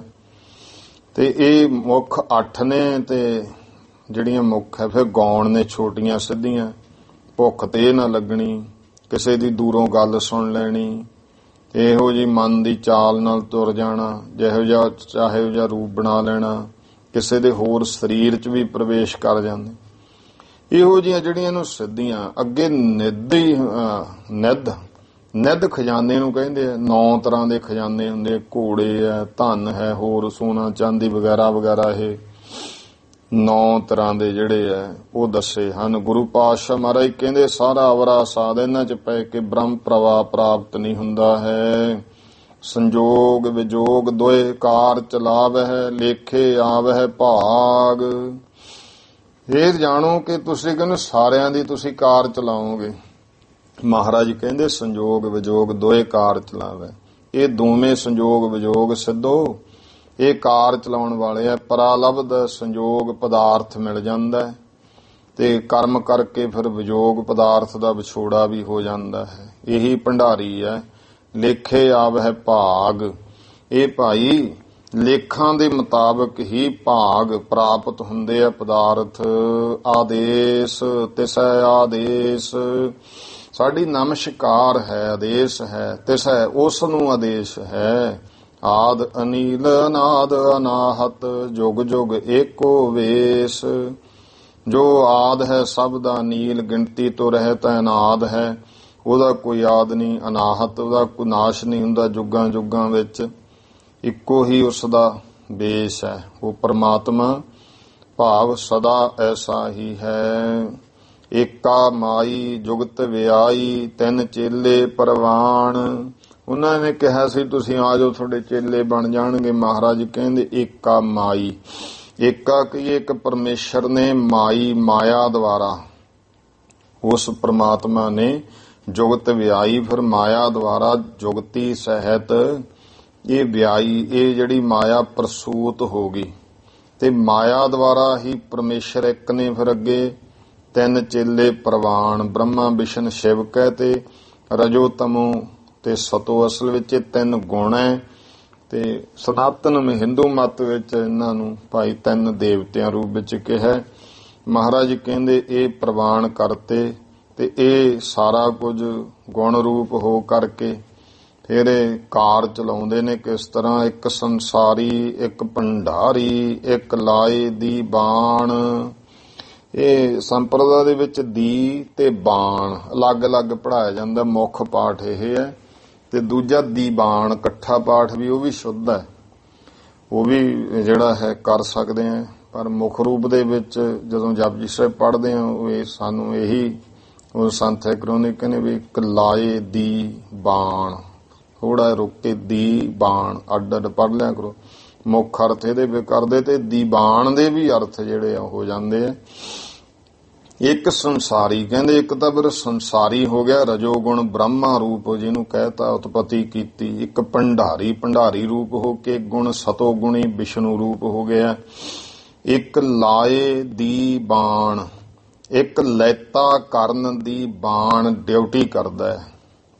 ਲਾਏ ਦੀ ਬਾਣ, ਇੱਕ ਲੈਤਾ ਕਰਨ ਦੀ ਬਾਣ ਖੋਣ ਆਦਤ ਹੈ ਉਸ ਨੂੰ, ਉਹ ਹੈ ਤਮੋ ਗੁਣ ਸ਼ਿਵ ਰੂਪ। ਤੇ ਇਹ ਕਿਉਂਕਿ ਲਿਹਾਜ਼ ਨਹੀਂ ਨਾ ਕੋਈ ਕਰਦਾ, ਤਮੋ ਗੁਣ ਬਿਰਤੀ ਹੋ ਜਾਂਦੀ ਹੈ। ਤੇ ਜਾਂ ਕਹੀਏ ਭਾਈ ਲਾਏ ਦੀ ਬਾਣ, ਉਹ ਫਿਰ ਮੁਰਦਿਆਂ ਦੀ ਕਚਹਿਰੀ ਲਾਉਂਦਾ। ਇਹ ਤਿੰਨ ਗੁਣ ਪਰਮੇਸ਼ਰ ਨੇ ਅੱਗੇ ਬਣਾਤੇ। ਜਿਸ ਜਿਵ ਤਿਸ ਭਾਵੈ ਤਿਵੈ ਚਲਾਵੈ, ਜਿਵ ਹੋਵੈ ਫੁਰਮਾਨ। ਜਿਵੇਂ ਉਹ ਪ੍ਰਮਾਤਮਾ ਨੂੰ ਭਾਉਂਦਾ ਹੈ, ਉਹ ਉਸੇ ਤਰ੍ਹਾਂ ਸਿੱਧੋ ਸਾਰਿਆਂ ਨੂੰ ਚਲਾਉਂਦਾ ਇਹਨਾਂ ਨੂੰ। ਜਿਵੇਂ ਉਸ ਪ੍ਰਮਾਤਮਾ ਦਾ ਹੁਕਮ ਹੁੰਦਾ ਤਾਂ ਜਾਂ ਉਹ ਮਾਇਆ ਦੁਆਰਾ, ਫਿਰ ਇਹ ਮਾਇਆ ਦਾ ਜਿਵੇਂ ਇਹ ਹੁਕਮ ਹੁੰਦਾ ਹੈ ਉਸੇ ਤਰ੍ਹਾਂ ਮੁੱਖ ਰੂਪ ਇਹੀ ਹੈ ਵੀ ਜਿਵੇਂ ਉਹਦਾ ਹੁਕਮ ਹੁੰਦਾ ਉਵੇਂ ਚੱਲਦੇ ਆ, ਉਹਦੀ ਮਰਜ਼ੀ ਨਹੀਂ ਕਰ ਸਕਦੇ ਹਨ। ਉਹ ਵੇਖੈ ਉਹਨਾਂ ਨਦਰ ਨਾ ਆਵੈ, ਬਹੁਤਾ ਇਹੋ ਵਿਡਾਣ। ਉਹ ਵੇਖੋ ਬ੍ਰਹਮ ਤਾਂ ਇਹਨਾਂ ਨੂੰ ਵੇਖਦਾ ਸਾਰਿਆਂ ਨੂੰ ਕੀ ਕੁਝ ਕਰਦੇ, ਉਹਨਾਂ ਨਦਰ ਨਾ ਆਵੈ। ਲੇਕਿਨ ਇਹ ਸੰਸਾਰ ਦੇ ਸਾਰੇ ਜੀਵਾਂ ਨੂੰ ਵੇਖਦਾ, ਤ੍ਰੈ ਗੁਣਾਂ 'ਚ ਕੀ ਕੀ ਕੁਛ ਹੋ ਰਿਹਾ ਤੇ ਉਹਨਾਂ ਨਦਰ ਨਾ ਆਵੈ, ਉਹਨਾਂ ਨੂੰ ਨਜ਼ਰ ਨਹੀਂ ਆਉਂਦਾ। ਉਹ ਗੁਪਤ ਰੂਪ ਹੋ ਕੇ ਸਭ ਨੂੰ ਵੇਖਦਾ ਹੈ। ਬਹੁਤਾ ਇਹੋ ਵਿਡਾਣ ਕਹਿੰਦੇ, ਬਹੁਤੀ ਇਹੀ ਸ਼ਰਜਤਾ ਵਾਲੀ ਬਾਤ ਹੈ, ਇਹੀ ਹੈਰਾਨੀ ਜਨ ਅਚਰਜ ਕੌਤਕ ਹਨ। ਆਦੇਸ਼ ਤਿਸੈ ਆਦੇਸ਼, ਉਸ ਨੂੰ ਆਦੇਸ਼ ਹੈ, ਆਦੇਸ਼ ਹੈ ਕਿਸ ਨੂੰ? ਤਿਸੈ, ਤਿਸ ਨੂੰ ਆਦੇਸ਼ ਹੈ। ਆਦ ਅਨੀਲ ਅਨਾਦ ਅਨਾਹਤ, ਜੁਗ ਜੁਗ ਏਕੋ ਵੇਸ। ਜੋ ਪ੍ਰਮਾਤਮਾ ਆਦ ਅਨੀਲ ਅਨਾਦ ਅਨਾਹਤ ਜੁਗਾਂ ਜੁਗਾਂ ਵਿੱਚ ਜਿਸ ਦਾ ਇੱਕੋ ਹੀ ਵੇਸ ਹੈ, ਉਸ ਪ੍ਰਮਾਤਮਾ ਨੂੰ ਜੋ ਹੈ ਆਦੇਸ਼ ਹੈ। ਆਸਣ ਲੋਏ ਲੋਏ ਭੰਡਾਰ, ਫਿਰ ਉਹ ਕਹਿੰਦੇ ਆ ਤੁਹਾਡੇ ਆਸਣ ਹੋਣਗੇ ਜਗ੍ਹਾ ਜਗ੍ਹਾ ਭੰਡਾਰੇ। ਮਹਾਰਾਜ ਕਹਿੰਦੇ ਉਹ ਪ੍ਰਮਾਤਮਾ ਦੇ ਸਾਰੇ ਲੋਕਾਂ ਵਿੱਚ ਉਹਦਾ ਹੀ ਆਸਣ ਹੈ। ਬ੍ਰਹਮ ਲੋਕ, ਮਾਤ ਲੋਕ, ਤਾਲ ਲੋਕ, ਸਭ ਜਗ੍ਹਾ ਤੇ ਆਕਾਸ਼ ਲੋਕ। ਆਸਣ ਲੋਏ ਲੋਏ ਭੰਡਾਰ, ਤੇ ਸਾਰੇ ਲੋਕਾਂ ਵਿੱਚ ਉਹਦਾ ਭੰਡਾਰਾ ਹੈ। ਅਸਲ ਵਿੱਚ ਉਹੀ ਰਿਜ਼ਕ ਦੇ ਰਿਹਾ ਹੈ। ਜੋ ਕਿਛ ਪਾਇਆ ਸੋ ਏਕਾ ਵਾਰ, ਤੇ ਜਿਹੜਾ ਕੁਝ ਵੀ ਪ੍ਰਾਪਤ ਕਰ ਲਿਆ ਪਰਮੇਸ਼ਰ ਤੇ ਇੱਕੋ ਵਾਰੀ ਪਾ ਲਿਆ। ਪਲਾ ਲਬਧ ਜਿੰਨੇ ਲੇਖਾਂ ਦੇ ਮੁਤਾਬਕ ਉਹਨੇ ਸਾਰਾ ਕੁਝ ਪਾਤਾ। ਫਿਰ ਜਾਂ ਜਿੰਨੇ ਉਹਦੇ ਭੰਡਾਰੇ ਆ, ਜੋ ਕੁਝ ਉਹਨੇ ਪਾਉਣਾ ਸੀ ਇੱਕ ਵਾਰੀ ਭਰਤੇ, ਫਿਰ ਉਹ ਊਣੇ ਹੀ ਨਹੀਂ ਹੁੰਦੇ ਹੈ। ਮੁੱਖ ਅਰਥ ਇਹੀ ਹੈ ਵੀ ਭਾਈ ਪਹਿਲਾਂ ਰਿਜ਼ਕ ਪੈਦਾ ਕਰਤਾ, ਫਿਰ ਜੀਵ ਦੀ ਦੇਹੀ ਪੈਦਾ ਕੀਤੀ, ਇੱਕੋ ਵਾਰੀ ਸਾਰਾ ਕੁਝ ਪਰਾਲਬ ਦੇ ਮੁਤਾਬਕ ਦੇ ਦਿੱਤਾ। ਕਰ ਕਰ ਵੇਖੈ ਸਿਰਜਣਹਾਰ, ਤੇ ਉਹ ਸਭ ਨੂੰ ਕਰ ਕਰਕੇ, ਉਤਪਤੀ ਕਰਕੇ, ਲੈਤਾ ਕਰਕੇ, ਪ੍ਰਤਪਾਲਣਾ ਕਰਕੇ, ਉਹ ਆਪ ਹੀ ਸਾਰੇ ਜੀਵਾਂ ਨੂੰ ਪਾਲਣਹਾਰਾ ਸਿਰਜਣ ਵਾਲਾ ਵਾਹਿਗੁਰੂ ਦੇਖ ਰਿਹਾ ਹੈ। ਨਾਨਕ ਸੱਚੇ ਕੀ ਸਾਚੀ ਕਾਰ, ਗੁਰੂ ਨਾਨਕ ਦੇਵ ਮਹਾਰਾਜ ਕਹਿੰਦੇ ਸਿੱਧੋ ਅਸਲ ਵਿੱਚ ਉਹ ਜਿਹੜਾ ਸੱਚਾ ਮਾਲਕ ਹੈ ਨਾ, ਸਾਰੀ ਉਸ ਦੀ ਹੋਈ ਜਿੰਨੀ ਕਾਰ ਹੈ ਉਹ ਸੱਚੀ ਹੈ। ਆਦੇਸ਼ ਤਿਸੈ ਆਦੇਸ਼, ਆਦੇਸ਼ ਹੈ, ਸਾਡੀ ਨਮਸਕਾਰ ਹੈ, ਉਸ ਨੂੰ ਨਮਸਕਾਰ ਹੈ। ਆਦ ਅਨੀਲ ਨਾਦ ਅਨਾਹਤ ਜੁਗ ਜੁਗ ਏਕੋ ਵੇਸ। ਜੋ ਪਰਮਾਤਮਾ ਸਭ ਦਾ ਮੁੱਢ ਰੂਪ ਹੈ, ਰੰਗ ਕਲੰਕ ਤੋਂ ਰਹਿਤ, ਗਿਣਤੀ ਤੋਂ ਰਹਿਤ ਹੈ, ਆਦ ਤੋਂ ਉਹ ਰਹਿਤ ਹੈ, ਉਹ ਨਾਸ਼ ਤੋਂ ਰਹਿਤ ਹੈ ਜੁਗਾਂ ਜੁਗਾਂ ਵਿੱਚ, ਜਿਸ ਦਾ ਇੱਕੋ ਹੀ ਸਰੂਪ ਹੈ। ਐਸਾ ਪਰਮਾਤਮਾ ਵਾਹਿਗੁਰੂ ਉਹੀ ਹੈ ਸਿੱਧੋ ਸਾਰਾ ਕੁਝ। ਇਸ ਕਰਕੇ ਉਸ ਅਕਾਲ ਪੁਰਖ ਪਰਮਾਤਮਾ ਨਾਲ ਜੁੜੋ, ਉਹ ਬ੍ਰਹਮ ਹੈ। ਇਹ ਸਤਿਗੁਰਾਂ ਨੇ ਉਪਦੇਸ਼ ਦਿੱਤਾ। ਬਾਕੀ ਹੁਣ ਇਤਿਹਾਸ ਪੱਖ ਆਪਾਂ ਕੱਲ ਨੂੰ ਅੱਗੇ ਵਿਚਾਰਾਂਗੇ। ਟਾਈਮ ਹੋ ਗਿਆ ਹੈ ਸਮਾਪਤੀ ਦਾ। ਭੁੱਲ ਚੁੱਕ ਦੀ ਖਿਮਾ, ਸਰਬੱਤ ਮਾਈ ਭਾਈ। ਉਚਾਰਨ ਕਰੋ ਜੀ। ਵਾਹਿਗੁਰੂ ਨਾਮ ਜਹਾਜ ਹੈ, ਚੜੇ ਸੋ ਤਰੇ ਪਾਰ। ਜੋ ਸਰਧਾ ਕਰ ਸੇਵਦੇ, ਗੁਰ ਪਾਰ ਉਤਾਰਨ ਹਾਰ। ਵਾਹਿਗੁਰੂ ਜੀ ਕਾ ਖਾਲਸਾ, ਵਾਹਿਗੁਰੂ ਜੀ ਕੀ ਫਤਿਹ।